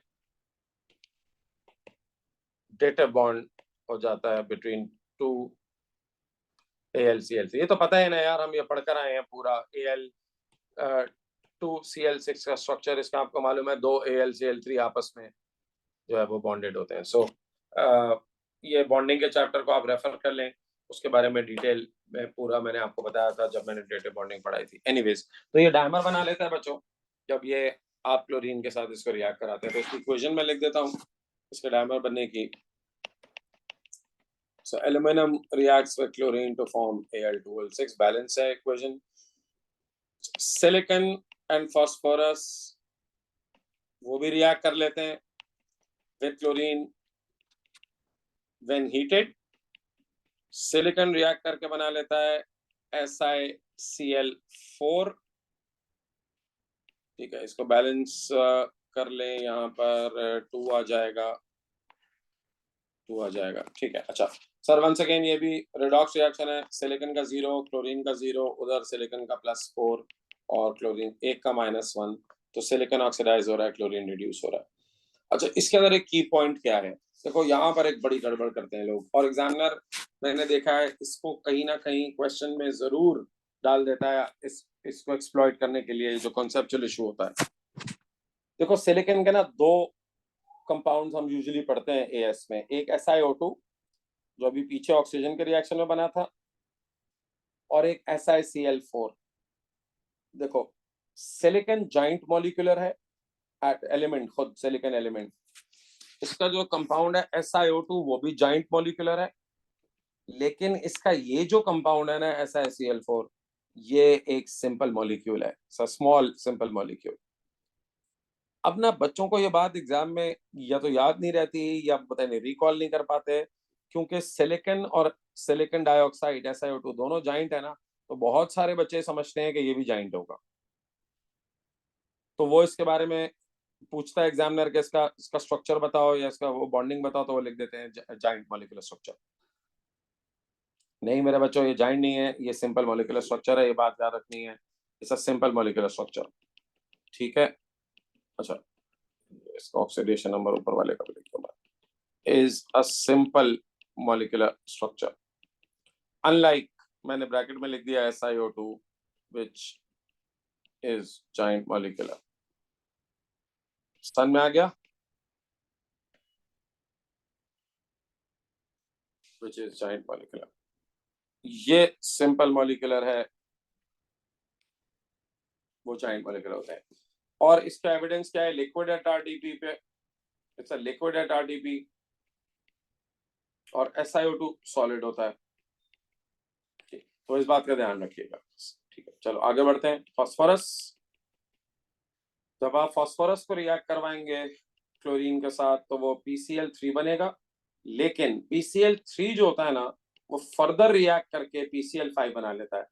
तो जो फाइनल प्रोडक्ट तुम्हारे पास बनेगा, अच्छा देखो फास्फोरस सॉलिड है, क्लोरीन गैस है, PCl3 लिक्विड, और PCl5 is a solid, is a solid.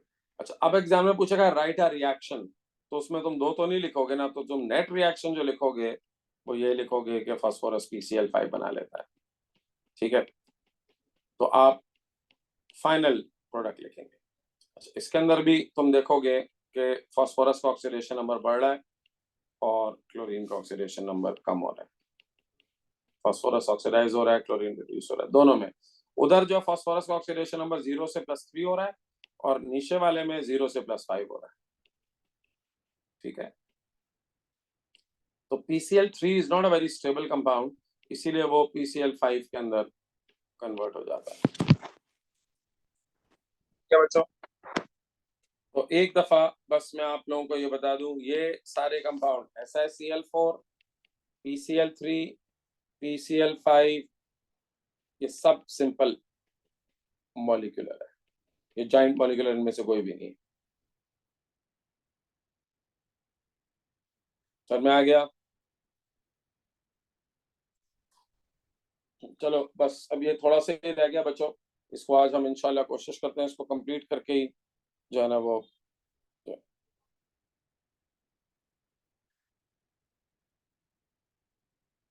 चलो reaction of oxides. Sir what about sulphur? Sulphur के साथ रिएक्ट नहीं करता क्लोरीन? सल्फर के साथ रिएक्ट नहीं करता क्लोरीन, बस मैंने आपसे कहा ना बेटा, जो मैं नहीं लिख रहा हूं ना वो रिएक्शन नहीं है। ओके, चलो रिएक्शन ऑफ ऑक्साइड्स, सबसे पहले अब ऑक्साइड्स का रिएक्शन है। ठीक है, अब बच्चों ये ओ लेवल से जरा कुछ रिकॉल करो, ओ लेवल में तुमने पढ़ा था ना कि जो मेटल ऑक्साइड्स होती हैं दे आर बेसिक ऑक्साइड्स। ठीक है, बेसिक ऑक्साइड्स जाहिर है उनको कहती इसीलिए हैं क्योंकि वो रिएक्ट करती हैं एसिड्स के साथ, और ये यूजुअली मेटालिक होती हैं, मोस्टली मेटालिक होती हैं। ठीक है, इनको कहते ही बेसिक ऑक्साइड इसलिए हैं बिकॉज ये रिएक्ट करती हैं एसिड्स के साथ। और एसिडिक ऑक्साइड्स क्या होती हैं, जो बेस के साथ रिएक्ट करती हैं, और acidic oxide usually non metallic होती हैं, रिएक्ट्स विद बेसिस। ठीक है, और एम्फोटेरिक वो होती हैं जो किसी के साथ भी रिएक्ट नहीं करती, दोनों के साथ करती हैं, सॉरी किसी के साथ कह रहा हूँ, reacts with both acids and bases. अच्छा, बाय द वे एक न्यूट्रल भी होती है। न्यूट्रल वो होती है जो किसी के साथ रिएक्ट नहीं करते। ठीक है, न्यूट्रल। चलो अब देखो, सोडियम और मैग्नीशियम बीइंग मेटल्स, जाहिर है तो ये रिएक्ट करते हैं, इनका जो ऑक्साइड होता है वो मेटालिक होता है। सो ये, अच्छा, पानी में तो मैंने आपको बताया था, देखो ये वाली बात तो मैंने आपको पहले ही बता दी थी, ये एक्चुअली रिपीट हो रहा है एक तरीके से। अच्छा नहीं, वो हमने बात की थी सोडियम की। देखो हमने पढ़ा था सोडियम को जब पानी में डालेंगे, अभी सोडियम की बात नहीं हो रही है, अभी सोडियम ऑक्साइड की बात हो रही है, जरा डिफरेंट बात है। जब सोडियम ऑक्साइड को पानी में डालोगे ना, तो ये एक अल्कली बना लेता है, सोडियम हाइड्रोक्साइड। ठीक है, फॉर्म्स एन अल्कली। अच्छा, ये स्ट्रॉन्ग अल्कली होता है, ये सॉल्युबल होता है पानी के अंदर, इसका पीएच जो है ना वो तकरीबन 13-14 के करीब होता है। मैग्नीशियम ऑक्साइड को जब तुम पानी में डालोगे तो मैग्नीशियम ऑक्साइड बहुत कम डिसॉल्व होता है। देखो मैग्नीशियम ऑक्साइड जो है ना वो बहुत कम डिसॉल्व होता है, और जो प्रोडक्ट बनता है वो वीक अल्कली है। ये वीक अल्कली है, ये स्ट्रॉन्ग अल्कली नहीं है। ये सॉल्युबल होता है पानी में, और इवन ये जो मैग्नीशियम हाइड्रोक्साइड होता है ना, ये स्लाइटली सॉल्युबल होता है। अच्छा, ऑक्साइड्स देखो, ऑक्साइड्स और हाइड्रोक्साइड दोनों एक ही तरह बिहेव करते हैं। सोडियम ऑक्साइड पानी में डिसॉल्व हो जाता है, मैग्नीशियम ऑक्साइड पार्शियली डिसॉल्व होता है। सोडियम हाइड्रोक्साइड डिसॉल्व हो जाता है, मैग्नीशियम हाइड्रोक्साइड पार्शियली सॉल्युबल होता है। सोडियम हाइड्रोक्साइड स्ट्रॉन्ग अल्कली है, मैग्नीशियम हाइड्रोक्साइड वीक अल्कली है। ठीक है, याद रखिएगा इसको।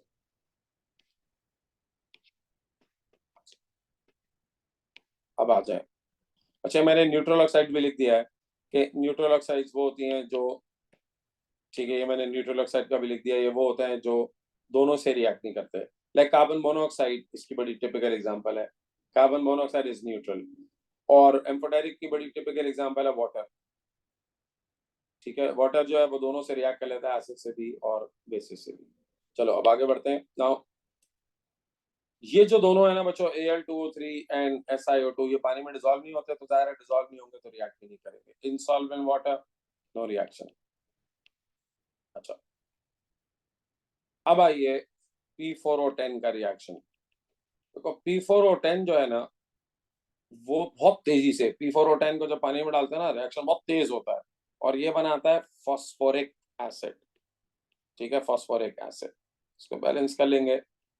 Phosphoric acid is a weak acid, not very weak but still. और ये जो रिएक्शन होता है ना ये तेज होता है, विगरस, पानी में आकर ना ठीक ठाक तेज रिएक्शन होता है। ओके, बैलेंस कर लेते हैं इसको, यहाँ पे 6 आ जाएगा, यहाँ पे 4 आ जाएगा। Sulphur dioxide is fairly soluble, यानी फेयरली मतलब ठीक ठाक डिसॉल्व होता है, पूरा नहीं होता लेकिन काफी हद तक होता है। और जब आप इसको पानी में डालते हैं तो ये पानी में डिसॉल्व होकर बना लेता है H2SO3, SO4 नहीं SO3। ठीक है, इसका नाम है सल्फ्यूरस एसिड, और ये वीक है।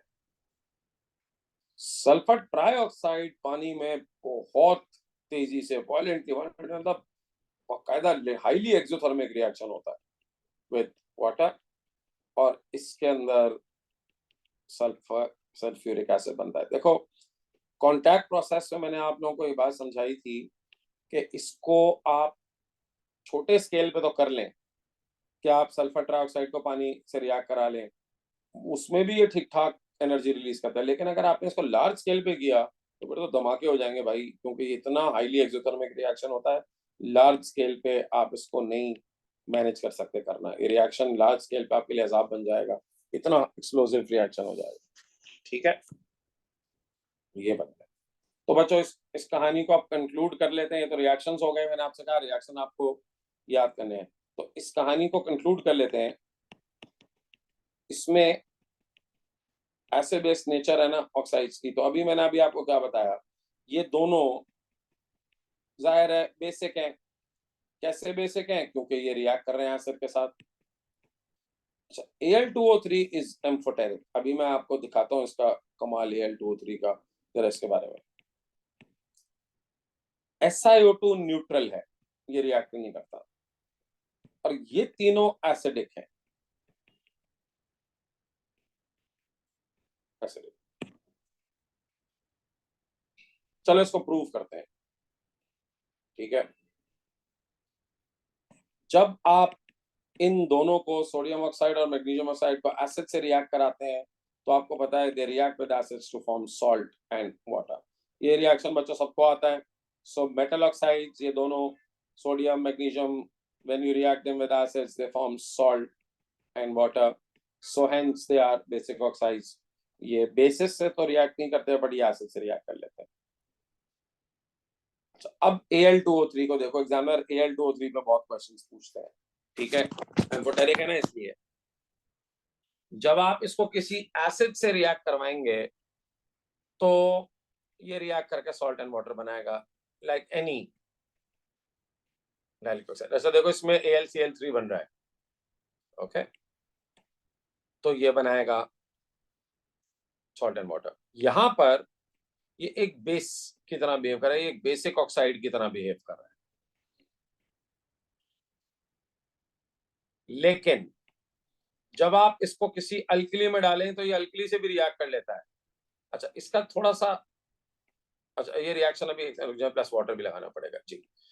अच्छा, इसका प्रोडक्ट थोड़ा अनयूजुअल है, लेकिन आपको ये प्रोडक्ट याद करना पड़ेगा बच्चों। ये एक बेसिकली एक आयनिक कंपाउंड होता है और इसका प्रोडक्ट आपको याद करना पड़ेगा, ये NaAlOH4,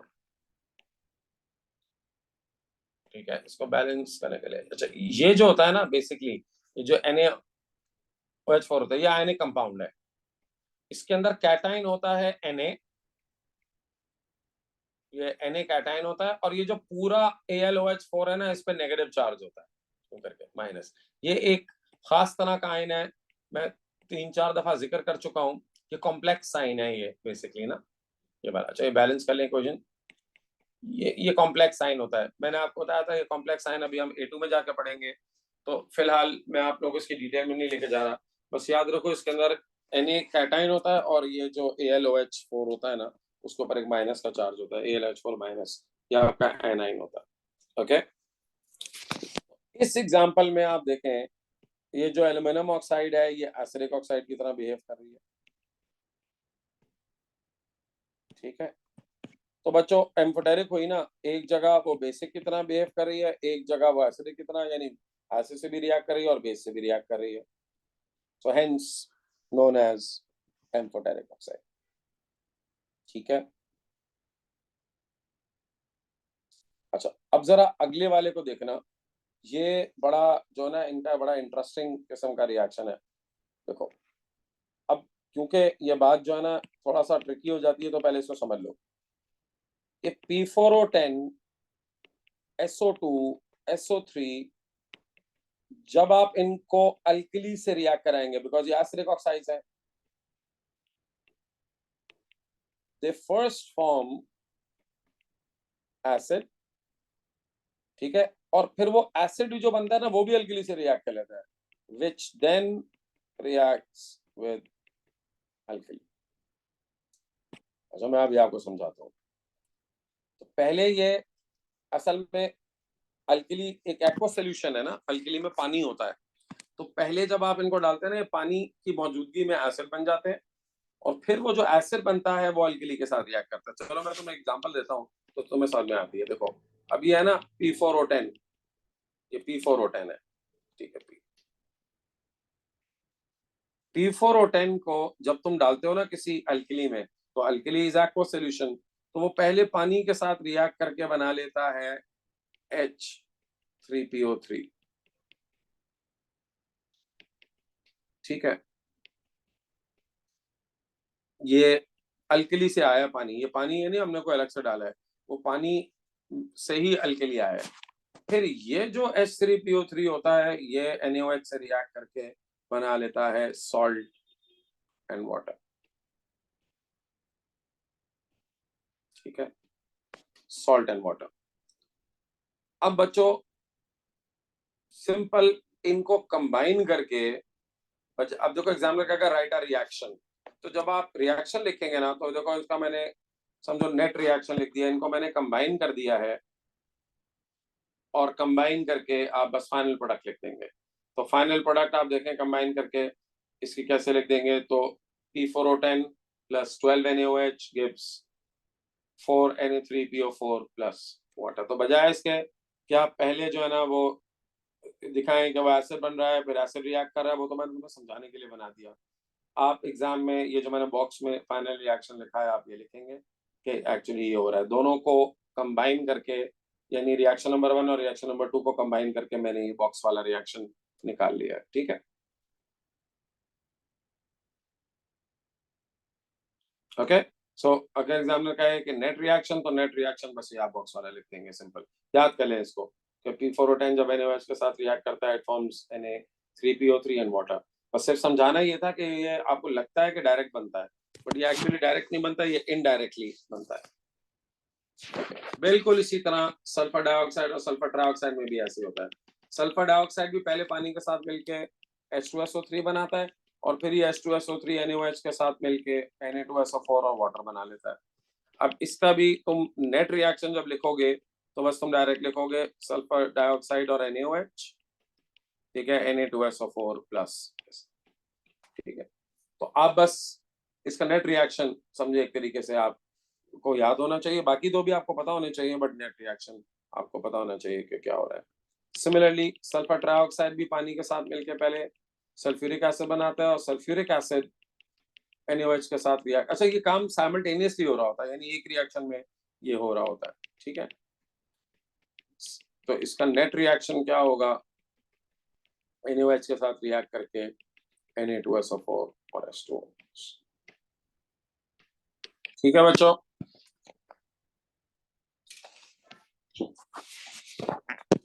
समझ आ गया? बस थोड़ी सी चीजें रह गई हैं, वी आर ऑलमोस्ट डन। ये एक दो चीजें रह गई हैं, फिर बस हमारा ये टॉपिक पीरियड 3 का खत्म हो जाएगा। मैं आपको फाइल सेंड कर दूंगा ताकि आप लोग आज के आज ही याद कर लें इसको, आज के आज ही।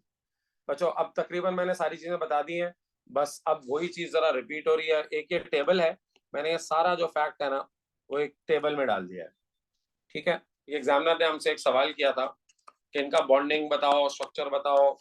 देखो बच्चों, अब सोडियम ऑक्साइड का देखो मैंने मेल्टिंग पॉइंट सबके लिखे हुए हैं, मेल्टिंग पॉइंट प्लीज याद मत कीजिएगा, मैंने यहाँ पे लिखा है do not learn the values, आपको जरूरत नहीं, मैंने सिर्फ ट्रेंड के लिए लिखा है। तो आप देख सकते हैं कि मेल्टिंग पॉइंट जो है वो सोडियम ऑक्साइड से ज्यादा है मैग्नीशियम का, अच्छा, और एल्यूमिनियम का भी ज्यादा ही है, मैग्नीशियम एल्यूमिनियम के ज्यादा है सोडियम ऑक्साइड से। सिलिकॉन का भी, सिलिकॉन ऑक्साइड का भी अच्छा खासा हाई मेल्टिंग पॉइंट है, लेकिन लास्ट 3 के मेल्टिंग पॉइंट आप देखें रिलेटिवली काफी लो है, ठीक है। तो बच्चों जल्दी से, बस इसमें हम कोई लंबी चौड़ी बात नहीं करते। सोडियम ऑक्साइड आयनिक कंपाउंड है, उसकी बॉन्डिंग आयनिक है, मैग्नीशियम ऑक्साइड आयनिक है, Al2O3 है तो आयनिक, बट उसमें थोड़ा सा कोवेलेंट नेचर आ जाता है। अब ये आयनिक क्यों है, सिंपल, आप पढ़कर आए हैं बॉन्डिंग के चैप्टर में, क्योंकि इनका इलेक्ट्रोनेगेटिविटी डिफरेंस, किसका इलेक्ट्रोनेगेटिव डिफरेंस की बात हो रही है, मेटल और ऑक्सीजन। अब सोडियम और ऑक्सीजन का डिफरेंस बड़ा है, मैग्नीशियम और ऑक्सीजन का थोड़ा कम हो जाता है, क्योंकि मैग्नीशियम स्लाइटली लेस इलेक्ट्रोनेगेटिव है। याद है इलेक्ट्रोनेगेटिविटी हमने कहा था अक्रॉस द पीरियड बढ़ती है, तो ऑक्सीजन और सोडियम का सबसे ज्यादा डिफरेंस है, फिर मैग्नीशियम ऑक्सीजन का डिफरेंस उससे कम, फिर एल्यूमिनियम और ऑक्सीजन का उससे कम, फिर सिलिकॉन ऑक्सीजन का उससे कम। तो ऊपर देखो मैंने एरो बनाया हुआ है कि जो इलेक्ट्रोनेगेटिविटी डिफरेंस है आपको नजर आ रहा है, ये एरो मैंने बनाया हुआ है, ये डिक्रीज होता है, ठीक है। किसके बीच में, पीरियड 3 एलिमेंट और ऑक्सीजन के बीच में। ऑब्वियसली होता है, क्योंकि जैसे जैसे आप जाते जाते हैं सोडियम से, मैग्नीशियम से, एल्यूमिनियम से, सिलिकॉन से, फास्फोरस से सल्फर की तरफ, तो हमें मालूम है कि इलेक्ट्रोनेगेटिविटी बढ़ती है, और ऑक्सीजन खुद भी बहुत ज्यादा इलेक्ट्रोनेगेटिव है। तो क्योंकि सोडियम इनमें सबसे लीस्ट इलेक्ट्रोनेगेटिव है, इसीलिए सोडियम और ऑक्सीजन का डिफरेंस सबसे बड़ा है, और इनमें सबसे मोस्ट इलेक्ट्रोनेगेटिव सल्फर है, तो सल्फर ऑक्सीजन का डिफरेंस सबसे छोटा है, ठीक है। डिफरेंस की बात करो, बाकी बेटा बॉन्डिंग एंड स्ट्रक्चर आप लोग पढ़ लें तो आपको मालूम ही है कि सोडियम ऑक्साइड, मैग्नीशियम ऑक्साइड और एल्यूमिनियम ऑक्साइड की आयनिक होती है, SiO2 की कोवेलेंट है, और P4O10 SO2 SO3 की भी कोवेलेंट है। पहले जो 3 है वो जॉइंट आयनिक है, ionic compounds, SiO2 joint molecular है, और बाकी P4O10 SO2 और SO3 सिंपल मॉलिक्यूलर स्ट्रक्चर्स है, ठीक है।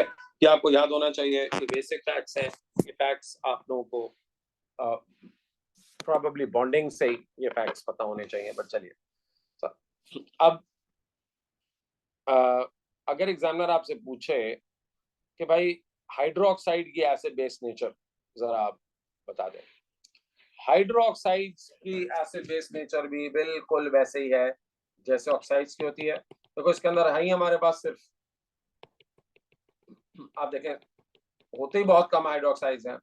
पहली बात देखो, sodium hydroxide is a base, of course बहुत सॉल्युबल है पानी में, इसीलिए स्ट्रॉन्ग अल्कली क्रिएट करता है. देखो बेस और अल्कली में क्या फर्क होता है. सॉल्युबल बेसेस आर अल्कली, और अल्कली जो है ना वो OH आयंस प्रोड्यूस करते हैं. तो सोडियम हाइड्रोक्साइड तो जबरदस्त सॉल्युबल है sir, so hence is a strong alkali, और आयनिक कंपाउंड होता है, जाहिर है. ठीक है, जैसे ही सोडियम हाइड्रोक्साइड पानी में जाता है ना, ये ब्रेक हो जाता है into sodium and hydroxide ions. ठीक है, और कंप्लीटली डिसॉल्व होता है, डिसॉल्व्स कंप्लीटली इन वाटर, इसीलिए तो स्ट्रॉन्ग अल्कली है. और आपको मालूम है क्यों कहते हैं हम इसको कि ये बेसिक है, क्योंकि इसको जब आप एसिड के साथ रिएक्ट कराते हैं तो वो आपको मालूम ही है, एसिड के साथ रिएक्ट करके ये बना लेता है सॉल्ट एंड वाटर. और acid alkali reaction is also called neutralisation. तो कोई नई बात नहीं बताई मैंने आपको, सारी पुरानी बातें. ठीक है, अच्छा जी, मैग्नीशियम हाइड्रोक्साइड पे आ जाओ. Magnesium hydroxide is also a base, ये भी एसिड के साथ रिएक्ट करता है, लेकिन ये स्लाइटली सॉल्युबल है. क्योंकि ये स्लाइटली सॉल्युबल है इसीलिए ये वीक अल्कली है. ये NaOH जैसा स्ट्रॉन्ग अल्कली नहीं है, इट्स अ वीक अल्कली. ठीक है, बॉन्ड इसका भी आयनिक है. अब देखो बच्चों, इसको जब तुम पानी में डालते हो ना तो इसके लिए रिवर्सिबल साइन लगाते हो. रिवर्सिबल साइन का मतलब ही होता है कि ये पार्शियली डिसॉल्व हुआ है, पार्शियली आयनाइज हुआ है. ठीक है, तो by putting this reversible sign मैं एक्चुअली एग्जामिनर को यही बता रहा हूं कि ये पूरा डिसॉल्व नहीं हुआ पानी में. ठीक है, बाकी ये तो आपको मालूम ही है कि ये भी एसिड के साथ रिएक्ट करके सॉल्ट और वाटर बनाएगा. So like bases it reacts with acids to form salt and water. ठीक है, कोई नई बात नहीं, पुरानी बात है. तो अब आ जाओ एल्यूमिनियम हाइड्रोक्साइड. अच्छा, हाइड्रोक्साइड बच्चों होते ही बस ये तीन है. ठीक है, सिलिकॉन का और सल्फर का और फास्फोरस का और क्लोरीन का इनका नहीं होता. Aluminium hydroxide like aluminium oxide is amphoteric. ठीक है, इसका ऑक्साइड भी एम्फोटेरिक है और इसका हाइड्रोक्साइड भी एम्फोटेरिक है. ठीक है, अच्छा, पानी में ये इनसॉल्युबल होता है, पानी में डिसॉल्व नहीं होता. ये एसिड के साथ ये रिएक्ट करके वही करेगा, सॉल्ट एंड वाटर. तो HCl तो जब रिएक्ट कराओगे AlCl3 एंड वाटर. और अल्कली के साथ भी रिएक्शन बच्चों इसका बिल्कुल तकरीबन वैसे ही है जैसे एल्यूमिनियम ऑक्साइड का था. तो अल्कली के साथ रिएक्ट करके ये बना लेता है सेम वही NaAlOH4. अच्छा, इन दोनों का जो प्रोडक्ट है ना वो सेम है. देखो अभी पीछे जब मैंने एल्यूमिनियम ऑक्साइड का रिएक्शन लिखवाया था वो भी यही था, इसके अंदर भी वो यही है. मैंने आपको अभी बताया था पीछे कि ये एक आयनिक कंपाउंड है जिसमें सोडियम कैटाइन है और ये AlOH4 ये एनाइन है. ठीक है,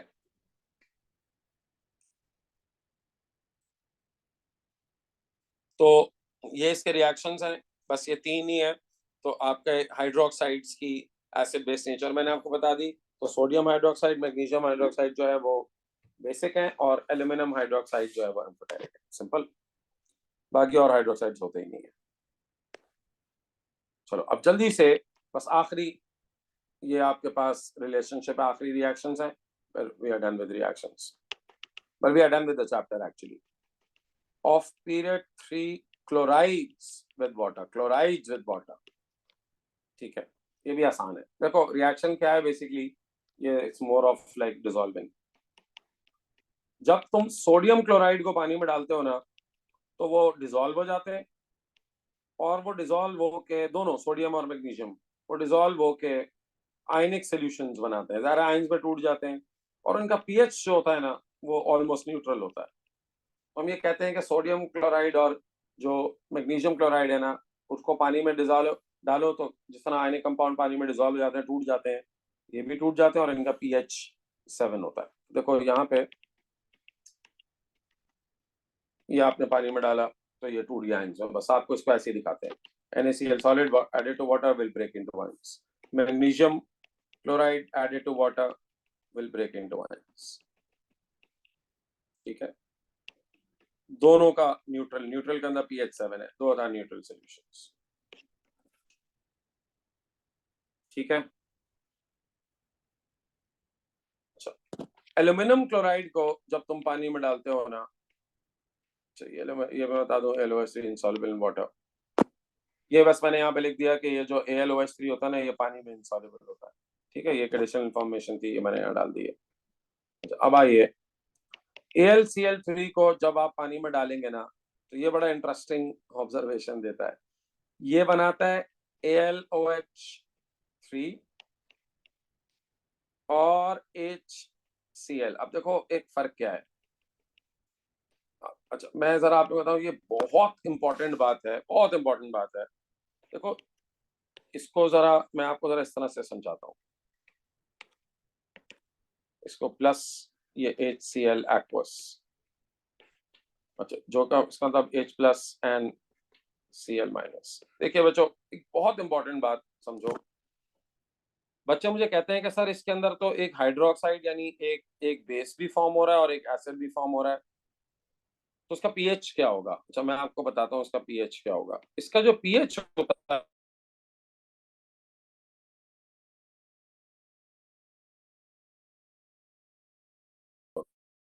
तकरीबन, अब ऐसा क्यों है? आप कहेंगे सर इसमें अल्कली भी है। सर अल्कली नहीं है, आप उसके स्टेट सिंबल देखें। वो जो एल्यूमिनियम हाइड्रोक्साइड है ना, वो इनसॉल्युबल है पानी में। ये जो एल्यूमिनियम हाइड्रोक्साइड है ना, इसका सॉलिड, देखो मैंने उसका स्टेट भी सॉलिड लिखी हुई है। तो क्योंकि वो सॉलिड है ना, तो वो अल्कलाइन बिहेवियर नहीं दिखाता। देखो, अल्कलाइन बिहेवियर दिखाने के लिए उसको पानी में डिसॉल्व होना पड़ेगा। तो क्योंकि इसका जो हाइड्रोक्साइड है एल्यूमिनियम का, वो पानी में डिसॉल्व नहीं होता, इसीलिए वो आयंस में नहीं टूटता। जब आयंस में नहीं टूटेगा तो वो अल्कली हो ही नहीं सकता। लेकिन HCl आयंस में ब्रेक हो जाता है। तो क्योंकि सोल्यूशन के अंदर बहुत H प्लस आयंस होते हैं, और आपको अब तक ये पता चल गया होगा H प्लस आयंस की जब ज्यादा हो जाते हैं सोल्यूशन में मौजूदगी होती है, तो फिर एसिडिक पीएच होता है। तो इसीलिए इसका जो जब रिएक्शन कंप्लीट हो जाता है ना, तो जो इसका पीएच होता है वो तकरीबन 2 से लेकर 3 होता है, यानी एसिडिक होता है। ओके, यानी कि बहुत सारे बच्चे कहते हैं सर इसमें ये भी तो बन रहा है एल्यूमिनियम हाइड्रोक्साइड, तो ये दोनों को तो एक दूसरे को न्यूट्रलाइज कर देना चाहिए। ये न्यूट्रलाइज इसलिए नहीं कर पाता क्योंकि इसकी स्टेट सॉलिड है। ठीक है, और सॉलिड जो है ना, वो जाहिर है वो उसको न्यूट्रलाइज नहीं कर पाएगा। Get it? चलो आगे चलते हैं, नेक्स्ट। बस ये आखिरी चीजें हैं, अब ये खत्म हो गया। SiCl4 को जब तुम पानी में डालोगे तो ये भी रिएक्ट करके बनाता है SiO2। SiO2 सॉलिड है और ये भी HCl। अच्छा, इसको भी मैंने तोड़ के लिखा है, मैं इसको जरा कंबाइन करके भी लिख दूं। ये 4HCl बनाता है। मसला सेम वही है, 4HCl aqueous। इसके साथ भी वही है, 4H plus and 4Cl minus. ठीक है, SiO2 वो भी इंसॉल्युबल है पानी में,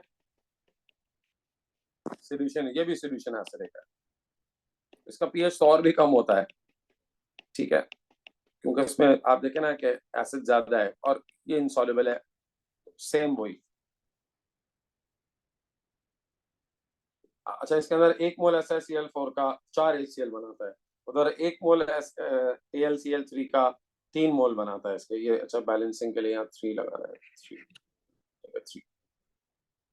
ओके, PCl5 भी इसी तरह से पानी में रिएक्ट करके बनाता है। अच्छा, ये तो बड़ा इंटरेस्टिंग चीज करता है, ये बनाता है H3PO4 प्लस HCl। इसमें तो दोनों ही एसिड है। ये तो आप समझ रहे हैं, ये अच्छा मैं इसको पहले HCl लिख दूं। इसमें तो दोनों ही एसिड बनते हैं, H3PO4 भी एसिड है एंड ऑफ कोर्स HCl, और इसमें 5 HCl बनते हैं। 5HCl, ठीक है, 5HCl। तो जाहिर है भाई ये जो सोल्यूशन होता है इट्स वेरी स्ट्रॉन्ग एसिड होता है, ठीक है, ये भी स्ट्रॉन्ग एसिड होने की वजह से इसका पीएच आप देखो उससे भी लो है, इसके अंदर भी H+ और Cl- आयंस होंगे, तो ये 5HCl। समझ आ गया बच्चों? चलो, ये सारे रिएक्शंस इसके पूरे हो गए, बस एक आखिरी टेबल आ गया। ये टेबल भी आप लोगों को समझा दूं, वही टेबल है जैसा ऑक्साइड का था वैसे क्लोराइड का है। NaCl आयोनिक, MgCl2 के अंदर आयनिक बॉन्ड, AlCl3 में कोवेलेंट बॉन्ड होता है, ठीक है। ये भी एक ट्रिकी बात है, लोग असल में एल्युमिनियम, ये हमने बॉन्डिंग में पढ़ा था कि आपको याद है डॉट क्रॉस डायग्राम भी हमने बनाया था बॉन्डिंग में, ठीक है। सो AlCl3 इज आयोनिक, हाँ Al2O3 जो इसका ऑक्साइड था वो आयनिक था, लेकिन AlCl3 कोवेलेंट है, AlCl3 is covalent, ओके। अच्छा, SiCl4 कोवेलेंट, PCl5 कोवेलेंट। पहले दो NaCl और MgCl2 जॉइंट आयनिक है, बाकी सारे, अच्छा नहीं, AlCl3 भी वो जॉइंट तो है बट मॉलिक्यूलर, आयनिक नहीं है। जॉइंट मींस लार्ज, और जो SiCl4 और PCl5 है वो सिंपल मॉलिक्यूल्स है। इसमें भी वैसा ही है, क्लोरीन के साथ इलेक्ट्रोनेगेटिविटी का जो डिफरेंस है वो कम होता जा रहा है, सेम रीजन वही, जाहिर है सबसे ज्यादा इनमें जो लेस इलेक्ट्रोनेगेटिव है वो सोडियम है, और क्लोरीन तो मैं पता ही है बहुत इलेक्ट्रोनेगेटिव है, तो उसका डिफरेंस सबसे बड़ा है। और इनमें जो सबसे कम इलेक्ट्रोनेगेटिव है वो है फास्फोरस, तो जाहिर है फास्फोरस और क्लोरीन का डिफरेंस फिर छोटा हो जाता है, ठीक है, सिंपल है बच्चों। सर आपने कहा था कि आप बताएंगे कि Al2Cl3 कब आता है और Al2Cl6 कब ये आता है और वही AlCl3 कब आता है। वही बता रहा हूँ, ठीक है। अब देखिए नीचे मैंने लिखा हुआ है मिस्ट्री ऑफ एल्यूमिनियम क्लोराइड। देखिए रूम टेम्परेचर पे विच इज 25 डिग्री सेंटीग्रेड ये AlCl3 होता है, ठीक है, it's AlCl3 and is a solid.